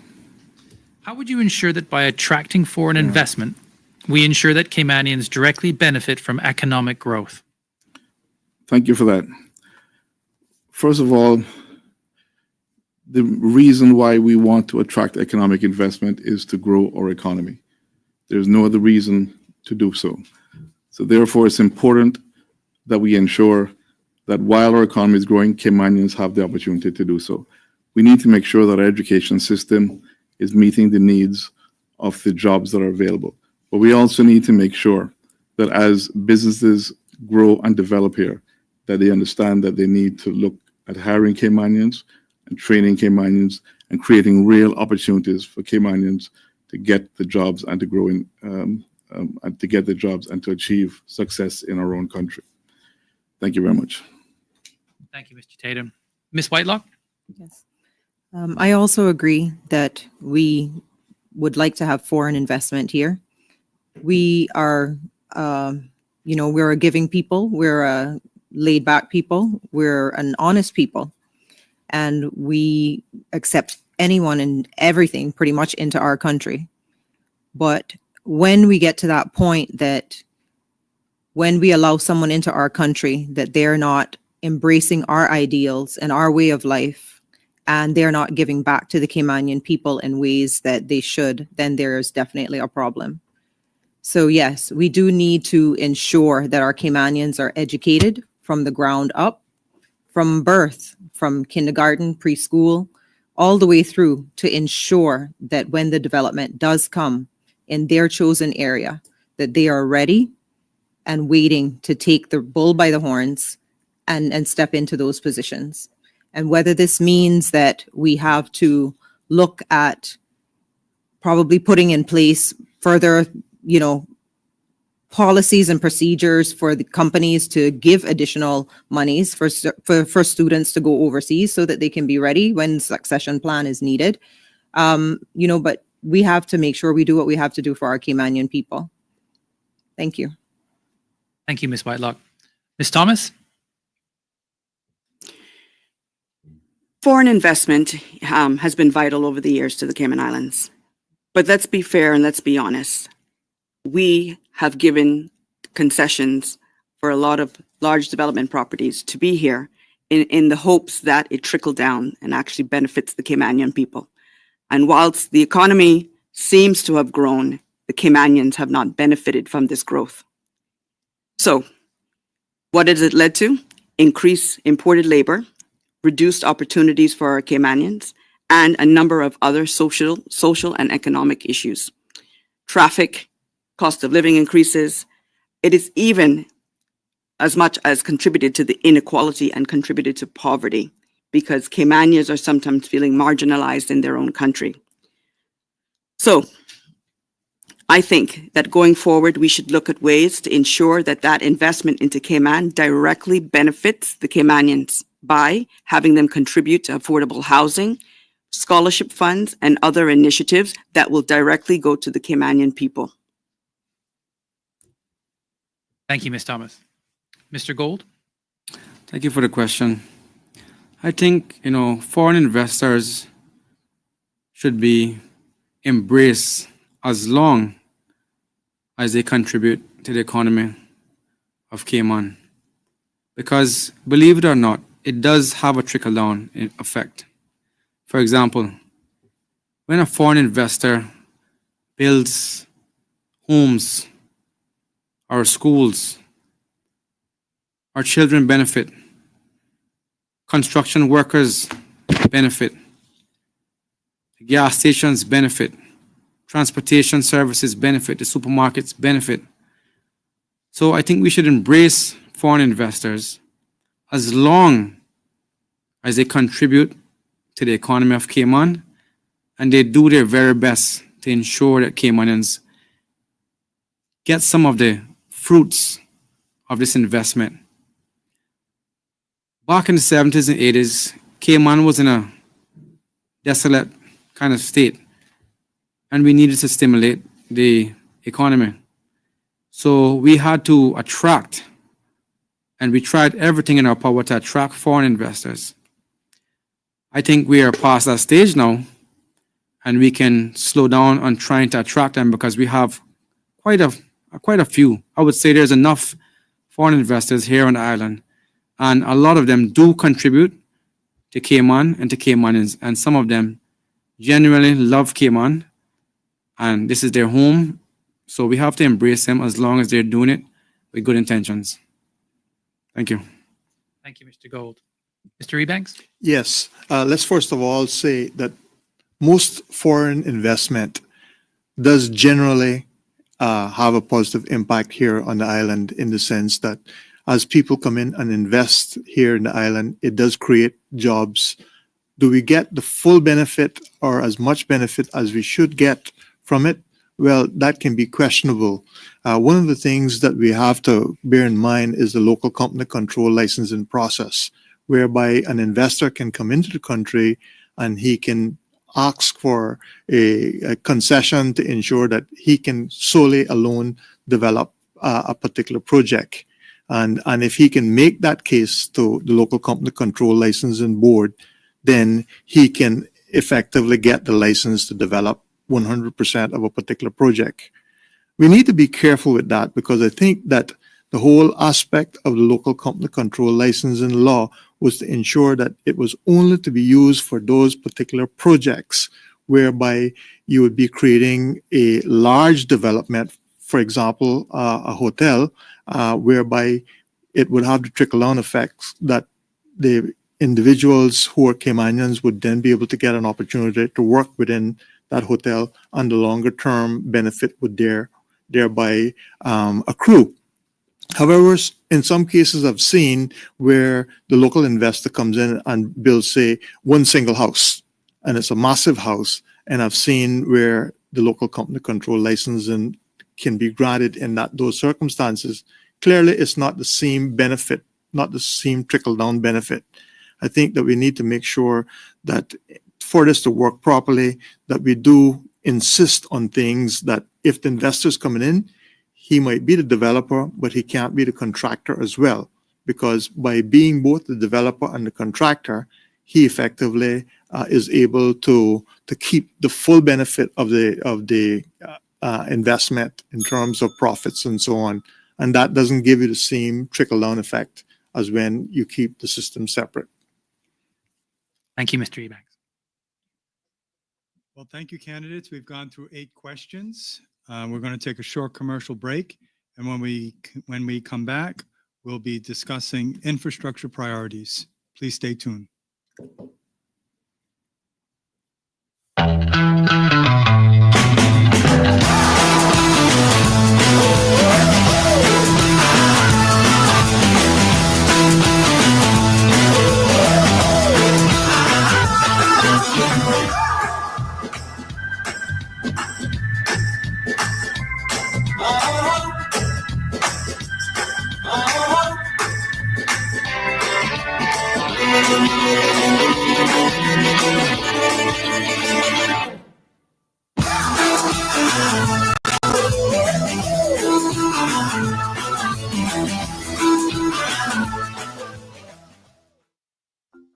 At CUC, we care about helping our customers.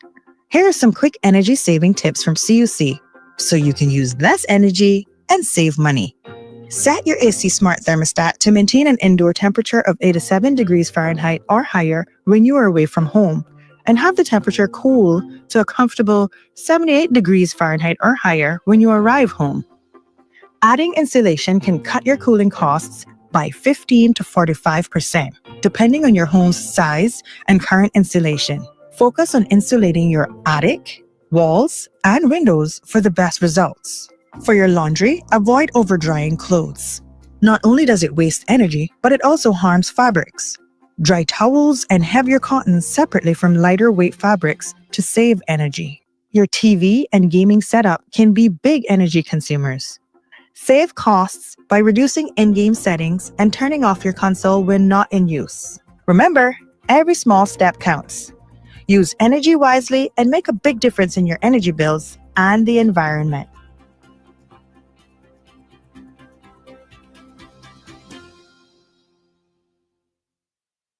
When you run your own business, you have a career as an accountant, stock taker, delivery driver, therapist, legal expert, mother, father, and the rest. But there's one area you don't need to be an expert in.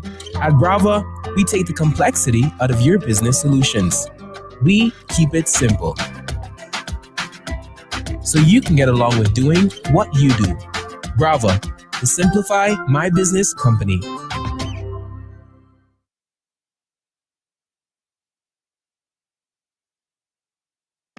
When you run your own business, you have a career as an accountant, stock taker, delivery driver, therapist, legal expert, mother, father, and the rest. But there's one area you don't need to be an expert in. At Brava, we take the complexity out of your business solutions. We keep it simple, so you can get along with doing what you do. Brava, the Simplify My Business company.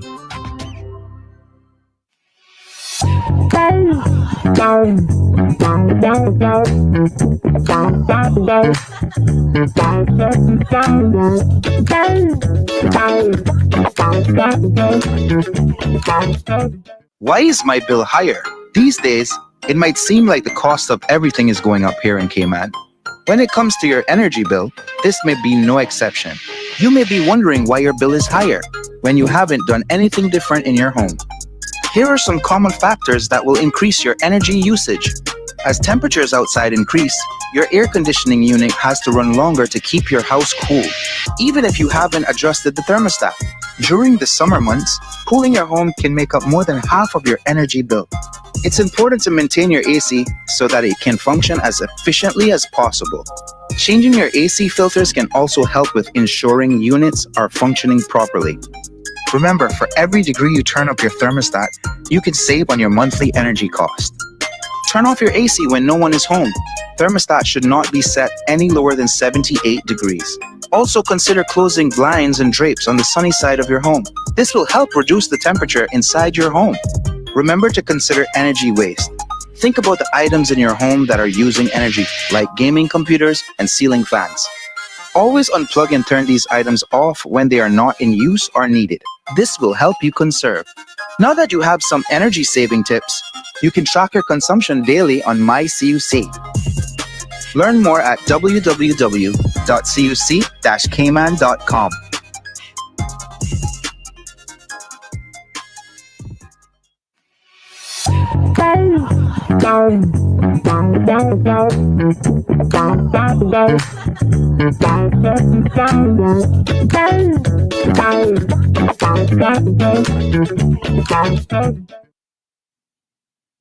Welcome back to the Chamber of Commerce Candidates Forums for the constituency of Red Bay. Gone through 8 questions so far. Now we're going to stay on the Chamber pillar for sustaining economic success. And now we're going to deal with infrastructure priorities. I turn it back over to President Omari Corbin. Thanks, Will. Ms. Whitelock, we'll start with you for question number 9. Several infrastructure projects in Grand Cayman have been identified by candidates during the election campaign as priority projects. including the East-West Arterial Road, the Georgetown landfill remediation, new schools, beach nourishment along 7 Mile Beach, construction of a cruise pier, and the upgrade of the cargo dock. Which of these projects would you support as the top priority? And specifically, how would you fund it? That's a very good question, Amari. Thank you so much. One that I probably didn't prepare for as well. However, I would say that the three things that really need attention is the landfill. The East-West Arterial is very, very important. And I would also say that the revamp of the port. Those are three very important projects. We have money. The government has money. We're just putting it all in the wrong places.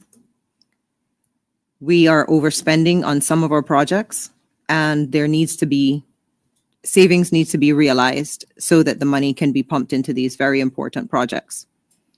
The port, for one, I grew up on that port. It was my playground. My father worked there. I've lost friends there.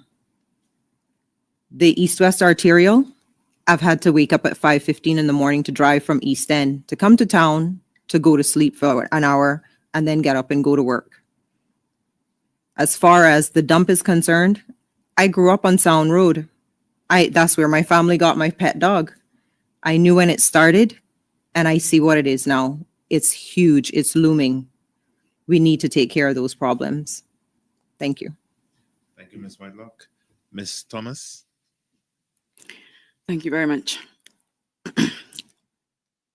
In looking at the list of initiatives discussed within the question, from my perspective, I think the three areas that I would focus on or that I would support as sort of top priority would be, one, the road improvements on the East-West Arterial Highway. I think this will aid in traffic congestion as it relates to the eastern districts, and it is very much needed in terms of alleviating traffic concerns.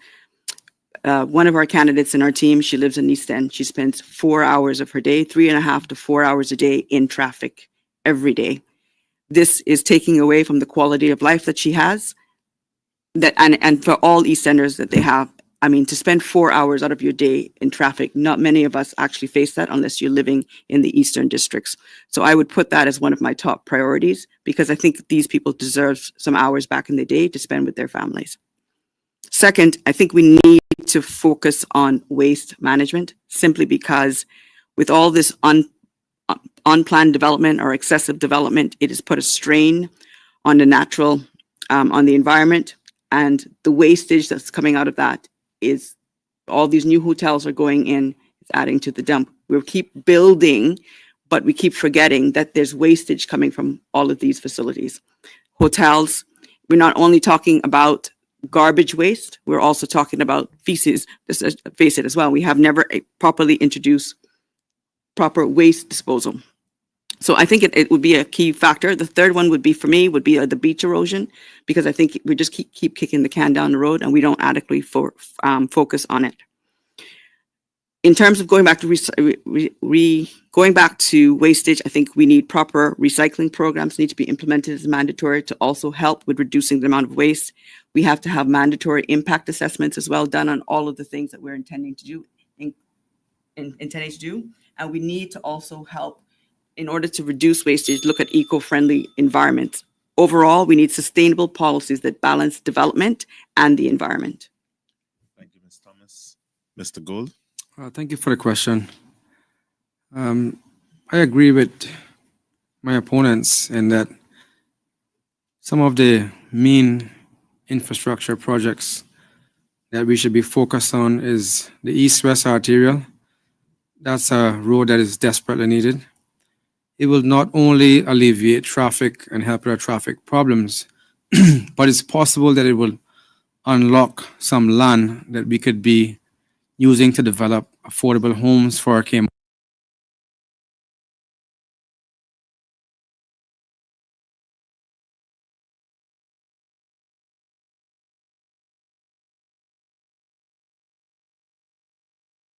This would help with traffic during the rush hours. And I experience it. I sit in traffic every morning, and it takes me, sometimes 45 minutes to get from Hurley's to Walker's Road.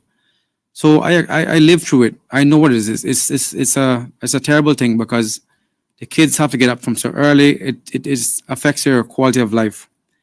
We also need to look at staggering our work hour schedule and encouraging work from home policies for government and private sector workers. Also, our public transport system needs to be improved. One of the ways I think we can improve our public transport and make it more efficient is by creating a dedicated bus lane or carpool lane. That way the buses will be on time. It will prevent people from needing a car because they can use the public transportation system. The landfill is an issue which has grown arms and legs, and is something we need to renegotiate. The regen project can be considered again, and the 7 Mile beach erosion is another large issue for us. In the short term, I think we can remove some of the seawalls and start by some beach replenishment. In the long term, I think we should prevent developments from being so close to the high water mark. So those are my 3 top issues on that infrastructure. Thank you, Mr. Gold. Mr. Ebanks. Thank you. Clearly, the renourishment program for the 7 Mile Beach is an important issue, as well as the landfill, as well as the Easterly Road that is to be built. Clearly, of those 3, I would have to say that I think that the landfill is perhaps the most urgent.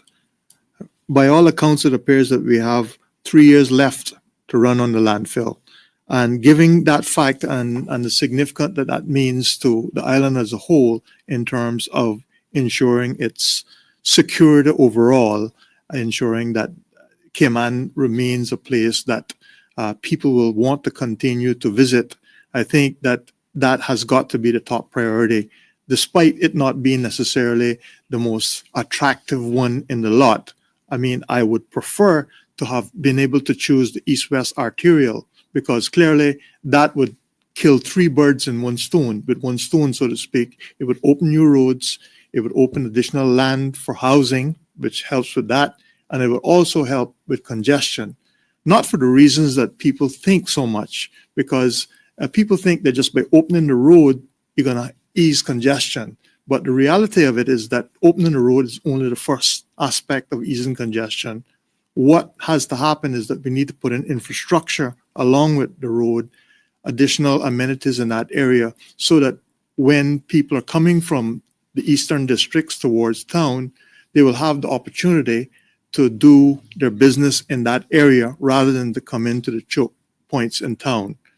As well, us in Red Bay, it would be excellent if we had the opportunity to go left instead of right on some occasions in order to do our business. So that is while that Easterly Road is really, in my view, one of those things that I would like to tackle first, because I think it could solve a lot of problems. The fact of the matter is that the landfill has 3 years left to run, and that must be our priority. Thank you, Mr. Ebanks. Mr. Tatum. Thank you for the question. I will follow the pattern of 3 of my colleagues here, and not necessarily choose one. I agree they're all important. Everyone I see there is important. But the 3 that I will choose is beach renourishment. Yes, the Georgetown landfill and the east-west arterial road. Beach renourishment is important. 7 Mile Beach is hugely important to us and to our tourism product. We cannot get around the fact that we will need to renourish that. And that can be funded by adding an amount on to the tourism, to the tax that is paid at the hotels.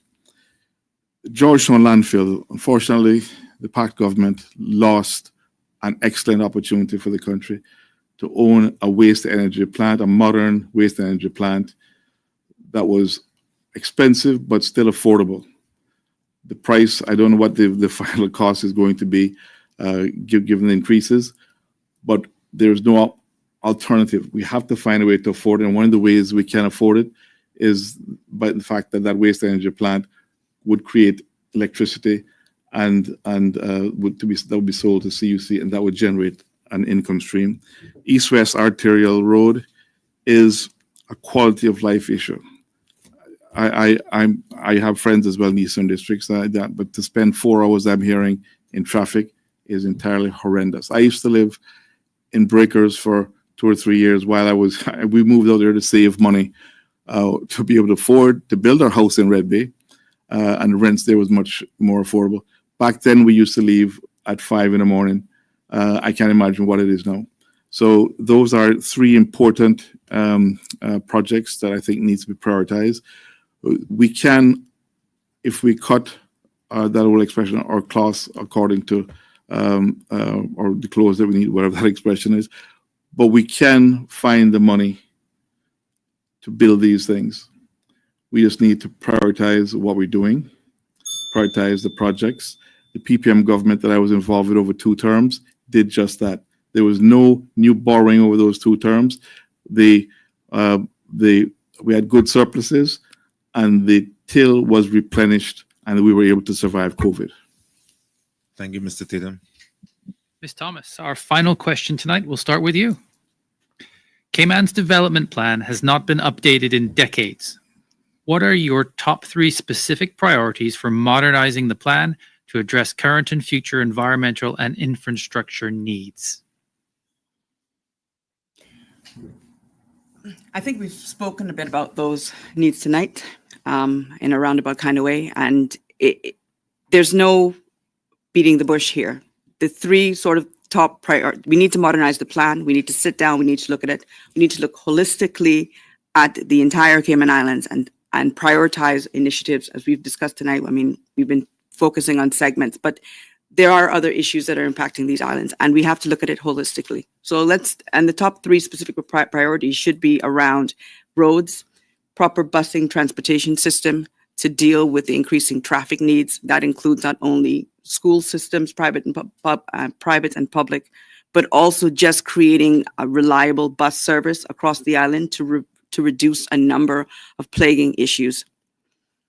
Secondly, we have to tackle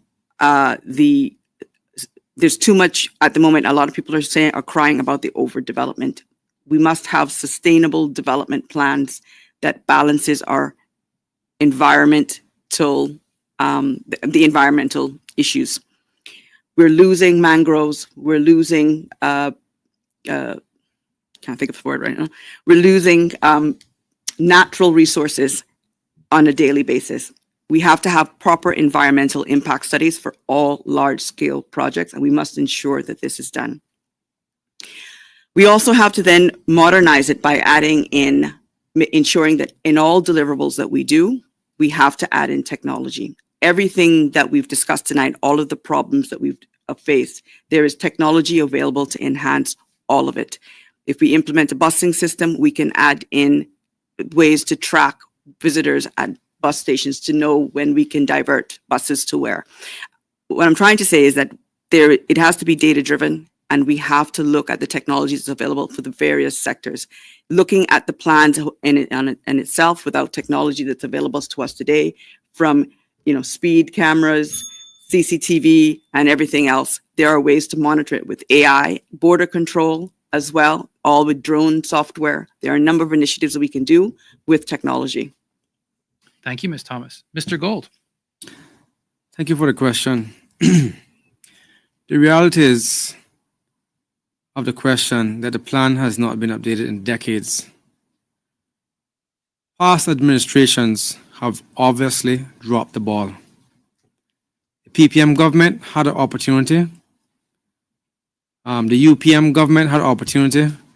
All of these governments have failed us. Now we are left to pick up the pieces and try to create an actual plan and execute it. Because what we've been hearing is a lot of planning and a little action. One of the first things we need to focus on before we start thinking about infrastructure and these other plans is where we're going to get the money from. The government needs to create sovereign funds, incorporate bonds, municipal bonds, and other financial investment vehicles that the public can purchase shares to raise capital for these projects. These funds can also be used for social benefits like elderly care and disability assistance, just to name a few. But again, I want to highlight the past administration's consistent failures to address these issues, and they're back on our doorsteps after decades of failing, asking for another chance. People, wake up. How many more years do they need? We need to figure out ways for the government to generate revenue in order to take care of our people. That's the top priority for us right now. Thank you very much for the question. Thank you, Mr. Gold. Mr. Ebanks? Yes. The plan to address current and future environmental and infrastructure needs. Clearly, we have been down this pathway for quite a number of years. I would note that even in the Vision 2008 plan, there were certainly, it was very elaborate and detailed plan about how to take the country forward on a number of levels. It wasn't followed. So what has happened, unfortunately, is not so much the plan, but the successive governments, and of course, the progressives have had their part in that heavily, but that instead of focusing on the plans that are there, they've gone off and they've done more of their own pet projects. That is the problem with why we are where we are today. If you don't, you can have all of the best plans in the world, but if you don't follow them, there's very little chance that you'll have success. It is like deciding that you're going to have a plan for the Ritz-Carlton, but instead of following the plan, you're going to go out there and build room by room just by what you know from construction. It just doesn't work. We do need change. The opportunity is here now. There's fresh ideas on the table. I believe that as we proceed forward, more of those ideas are going to permeate up to the top, and we are going to have to look at how we develop this island going forward. There's already a public transport plan that is there. It's sitting right there. Nobody has actually gone to implement it. We do need to just stop planning so much and start doing. I think that is very clear from what we've seen. Again, we're in election year, and again, there's the usual lip service about planning and going forward. We need to stop planning. We need to start doing. Thank you, Mr. Ebanks. Mr. Tatum? Thank you. Thank you for the opportunity. I hate to disappoint my colleagues to my right, but the last two individuals who looked to modernize our national development plan was Kurt Tibbetts in 2000 and Joey Hugh before the pandemic hit. Mr. Tibbetts was removed from cabinet in 2000, and the then national development plan that he was putting through went by the by. Mr. Hugh insisted on picking that up when he was minister, and he started a project along with the civil service that was called Plan Cayman.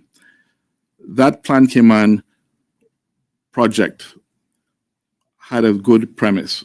Rather than trying to develop one comprehensive development plan, which is much too large to get done in one term, he and the civil service decided to, that old expression, how do you eat an elephant? One bite at a time. Divided Grand Cayman into 5 zones with the idea of doing 1 zone a year. Before the pandemic hit, the 7 Mile Beach corridor, the work on that was started. It was out to public consultation. Sadly, there was COVID. Everything came to a halt. There was an election, and the incoming government tossed that to one side and then started arguing amongst themselves in terms of which ministry would pick up the pieces and run with it. We will continue Plan Cayman when we form the government. We cannot move forward without a national development plan. That guides everything we complain about and we're concerned about overdevelopment, transportation, the environment, housing. Airbnb has taken a large amount of our housing stock out of the rental market and the housing market generally. How do we say, without a national development plan, we are unable to say where it is that you can have commercial housing? So I will wrap up by saying that we will, when we form the government, go back and dust off Plan Cayman and restart the exercise and complete it within the 4 years. Thank you, Mr. Tatum. Ms. Whitelock. Thank you. I would support the review of Cayman's development plan and updating of that plan. We need to have a plan in place so that we will know exactly where we're going. We need to anything that we do has to be data driven. We have to ensure that the persons who are specialists in any field that we choose to touch has looked at what we want to do, has given us their sound advice, and that we're moving forward in a way that is sustainable and makes sense and not just spending money haphazardly, whatever it is we do. We have to ensure that our environment does not continue to be damaged, that our wetlands and beaches are protected. Crime is out of control. We have to ensure that we put in more stringent means of finding out who's committing crimes, where they're going. We have to catch persons. We cannot have our people living in jeopardy and fear, constantly looking over their shoulders. We also have to ensure that traffic is taken care of, whether it's by putting in place policies and procedures, who can have a license, who can import a car, those sorts of things. Housing. Do we offer smaller lots to our people? Do we earmark lands for local residential housing? Do we have price points that are just for locals? Do we raise the PR investment threshold? 51,000, 50,000 is definitely not enough to buy residency in any country, let alone our own, where our own Caymanians cannot afford to buy anything because all properties that are at that threshold have been taken by expats in an event, in the need or in the race to get PR. Thank you. Well, I'd like to thank the candidates. We've gone through 10 questions this evening, and now it's time for the closing remarks. But before we go there, we're going to take a short commercial break. Please stay tuned.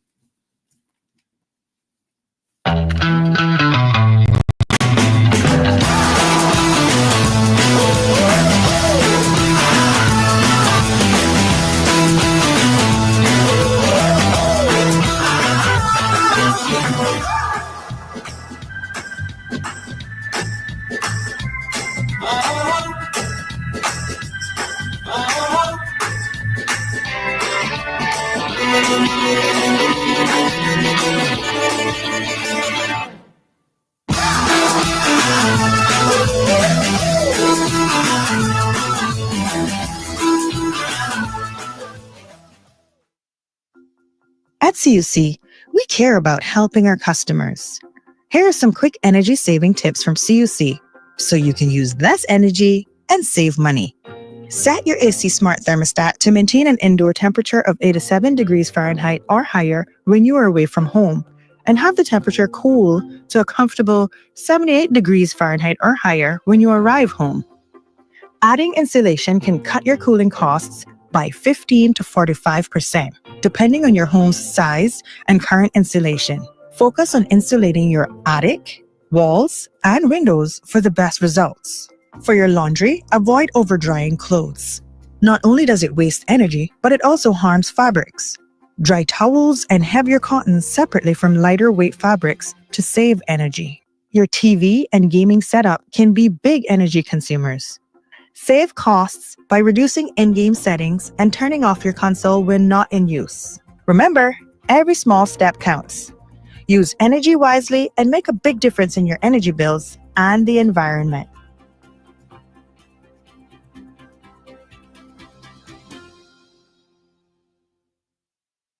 When you run your own business, You have a career as an accountant, stock taker, delivery driver, therapist, legal expert, mother, father, and the rest. But there's one area you don't need to be an expert in. At Brava, we take the complexity out of your business solutions. We keep it simple, so you can get along with doing what you do. Brava, the Simplify My Business company. Welcome back to the Chamber of Commerce Candidates Forum for the constituency of Red Bay. Gone through 10 questions this evening.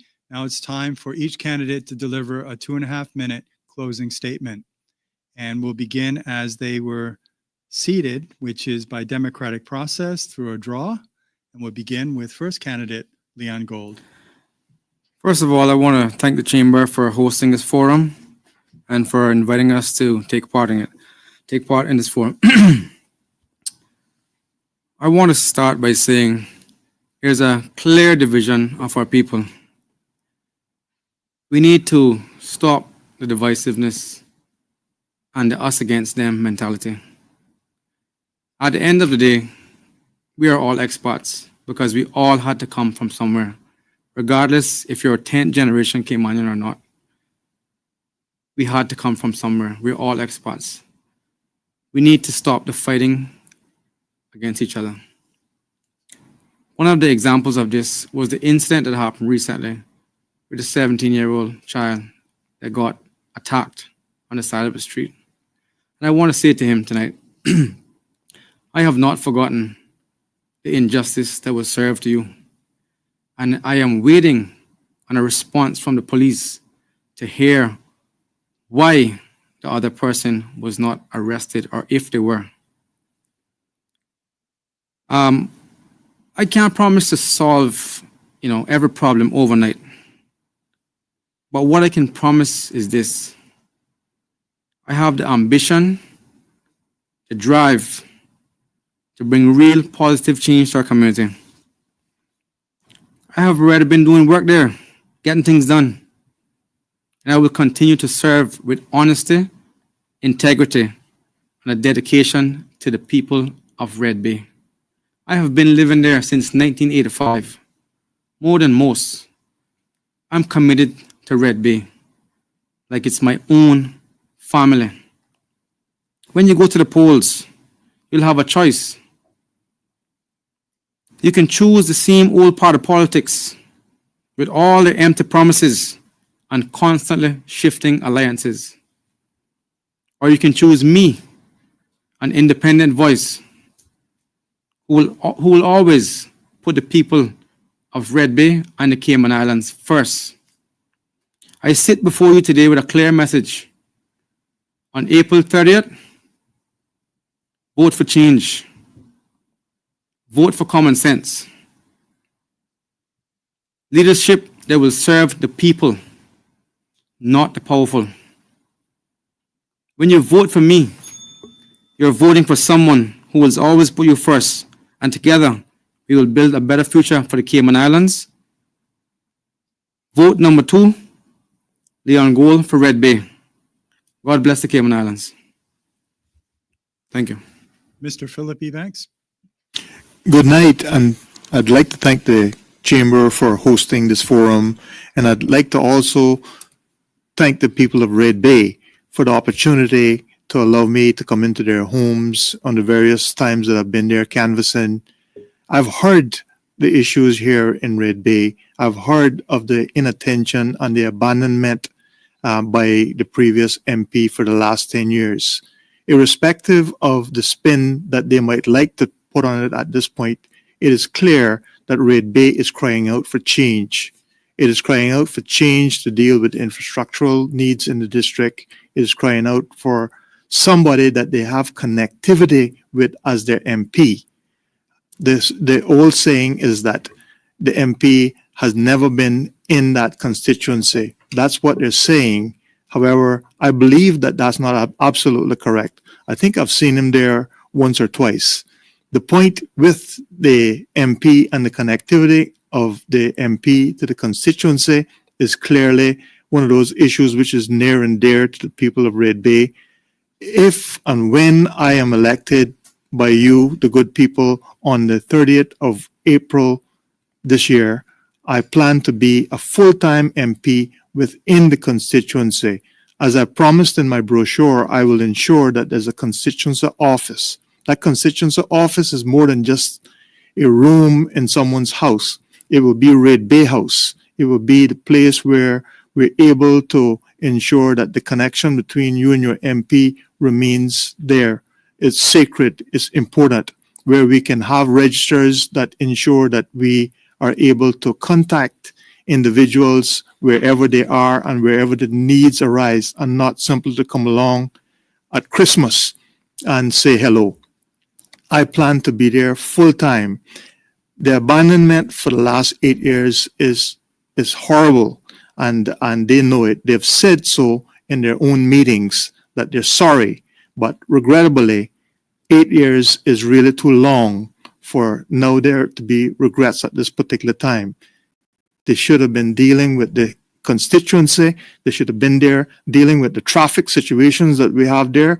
Numerous things as simple as speed bumps have not been put down to ensure the safety and security of the constituency. Issues with traffic lights that could help to ensure that people are safer as they come out onto Shamrock, not taken care of. Drainage, horrible, not taken care of. It's too little, too late. You're asking for change. Change is here. Vote for Philip Ebanks, number 1 on the 30th of April. Mr. Roy Tatum. Thank you, sir. And I'd also like to thank the Chamber for hosting us here again tonight. I will let Sir Alden fight his own battles, but I can say that as I do my listening tour, I talk to the same people, well, if not the same, I talk to people in Red Bay who are happy with the work that he has done and how he has cared for the community. All of us here care for our country, but this election isn't about caring alone. It's about choosing the person who is most ready to lead and to deliver for Red Bay and for the country. Next door to me in Prospect, Crystal Gomez Wilson is running on a PPM ticket, and she and I have already decided that we will also have an office, and that office will serve as our community hub for the elderly and for the young, and to have activities. So I've worked inside 2 successful PPM governments, and I know what it takes to run a country. I was there when the PPM rebuilt our economy after the global recession, lowered Caymanian unemployment from 10.5% in 2012 to 5% before COVID hit, helping 3,000 Caymanians get employment over 6 years. Those governments paid down half of the country's debt, strengthened our country's finances. That's what helped us to get through COVID when the country was locked down for 2 years. And we made the tough calls and we got results. I was there during the dark days of COVID pandemic, working to help keep Caymanians safe. And I know what it takes to work within the government structure and to navigate the civil service system and to get things done. Leadership isn't about talk, it's about action. With my experience and deep understanding of government, I am ready to work for Red Bay. I will work hard.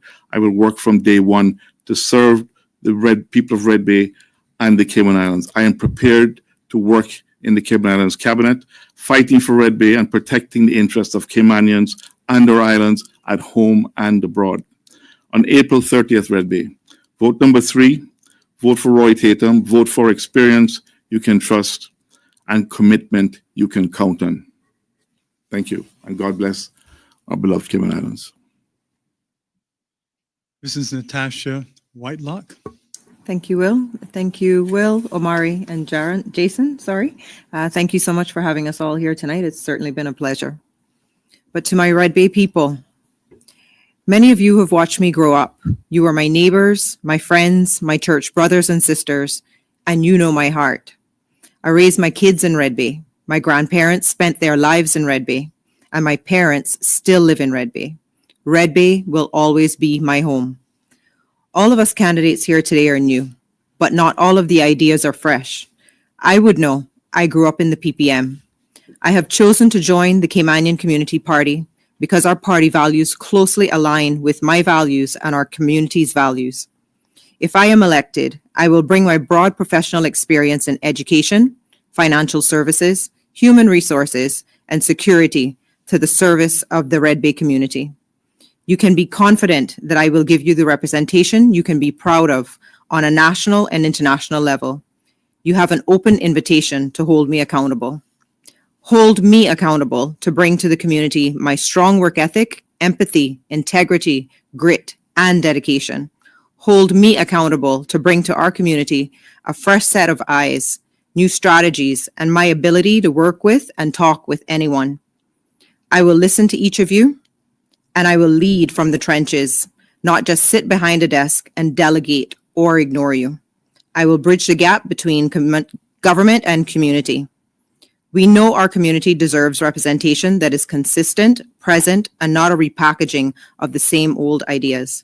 You deserve an MP who listens and is accessible, who will be transparent, assertive, and support the will of the community on the national stage. It begins with your vote for me as your MP. On April 30th, please vote for me, Melrose Natasha Whitelock, and Team TCCP. Thank you. This is Dawn Thomas. Thank you. Firstly, I'd like to thank the Chamber and the staff in the room for facilitating this event. And I want to thank all the viewers that are at home watching online. I know it's getting late in the evening. It's clear. We all know the issues. What we desperately need is positive change. But let's be clear. The Cayman Islands National Party, which I am a part of, has no history of failed plans. We have not contributed to any of the issues discussed today. We did not contribute to the last 4 years of the $500 million increase in debt. We have no legacy of issues. What we're bringing to the table is solutions, new ideas, new people that are willing to pave a way forward. And in order to do that, Cayman is going to need some very, very strong, competent leadership that is action-oriented. Individuals that are based on values, that have the moral fortitude and the tenacity to fight for you and the equality of life that you deserve. Let's be clear. I run as part of the Cayman Islands National Party. I am one of many. We each bring different skills sets to the table. We balance each other out, but together we are a collective force to be reckoned with. We are here to start a new chapter that will unify our people, create prosperity for all, and give them back hope to a brighter tomorrow. Thank you. Please vote for Dawn Thomas, number 4, Red Bay. We're here for real change. Thank you, candidates. Now I'll turn it over to Omari Corbin, President of the Chamber of Commerce, for some closing remarks. On behalf of the Chamber Council and staff, I'd like to thank Mr. Leon Gould, Mr. Philip Ebanks, Mr. Roy Tatum, Ms. Natasha Whitelock, and Ms. Dawn Thomas for participating in this evening's forum. I trust that this forum will help Red Bay voters make informed decisions about who to vote for when they go to the polls on April 30th. I would also like to thank Ashley Furniture and Home Store, CUC, Foster's, and Logic for sponsoring the Chamber's candidate forums. Please join us tomorrow evening as we welcome the 2 candidates from Bordentown East, Robert Borden and Dwayne Seymour. Please note that all forums will be posted on the Chamber's YouTube channel for future reference. Thank you for tuning in. I hope that you will join us tomorrow evening, and do have a restful night.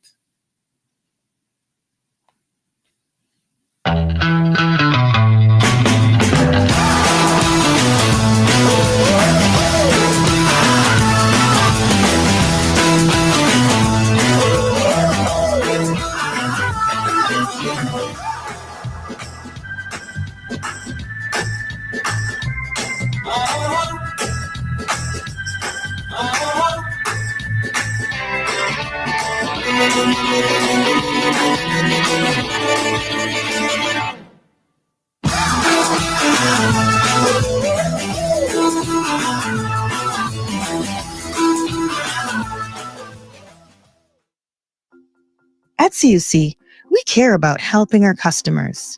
Here are some quick energy saving tips from CUC so you can use less energy and save money.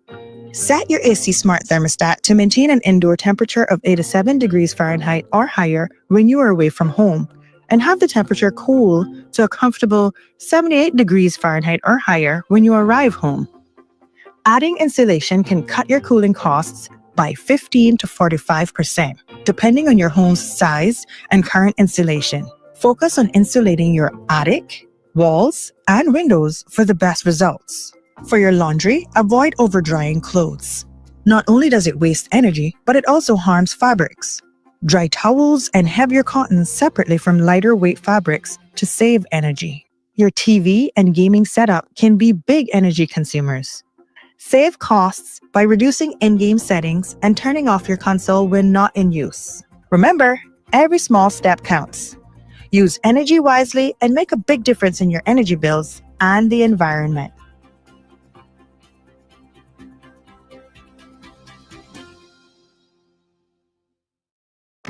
When you run your own business, you have a career as an accountant, stock taker, delivery driver, therapist, legal expert, mother, father, and the rest. But there's one area you don't need to be an expert in. At Brava, we take the complexity out of your business solutions. We keep it simple, so you can get along with doing what you do. Brava, the Simplify My Business company.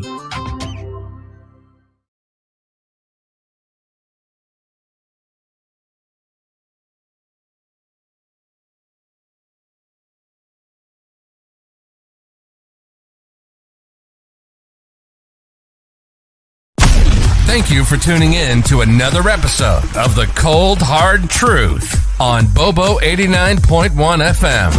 Cayman's #1 talk show is live weekdays from 7:30 a.m. Never miss an episode again. Watch anytime on CMR's Facebook and YouTube channels for the latest show episodes. Don't forget to follow us online on our social media channels. And visit CaymanMarlRoad.com for all the latest news and community happenings.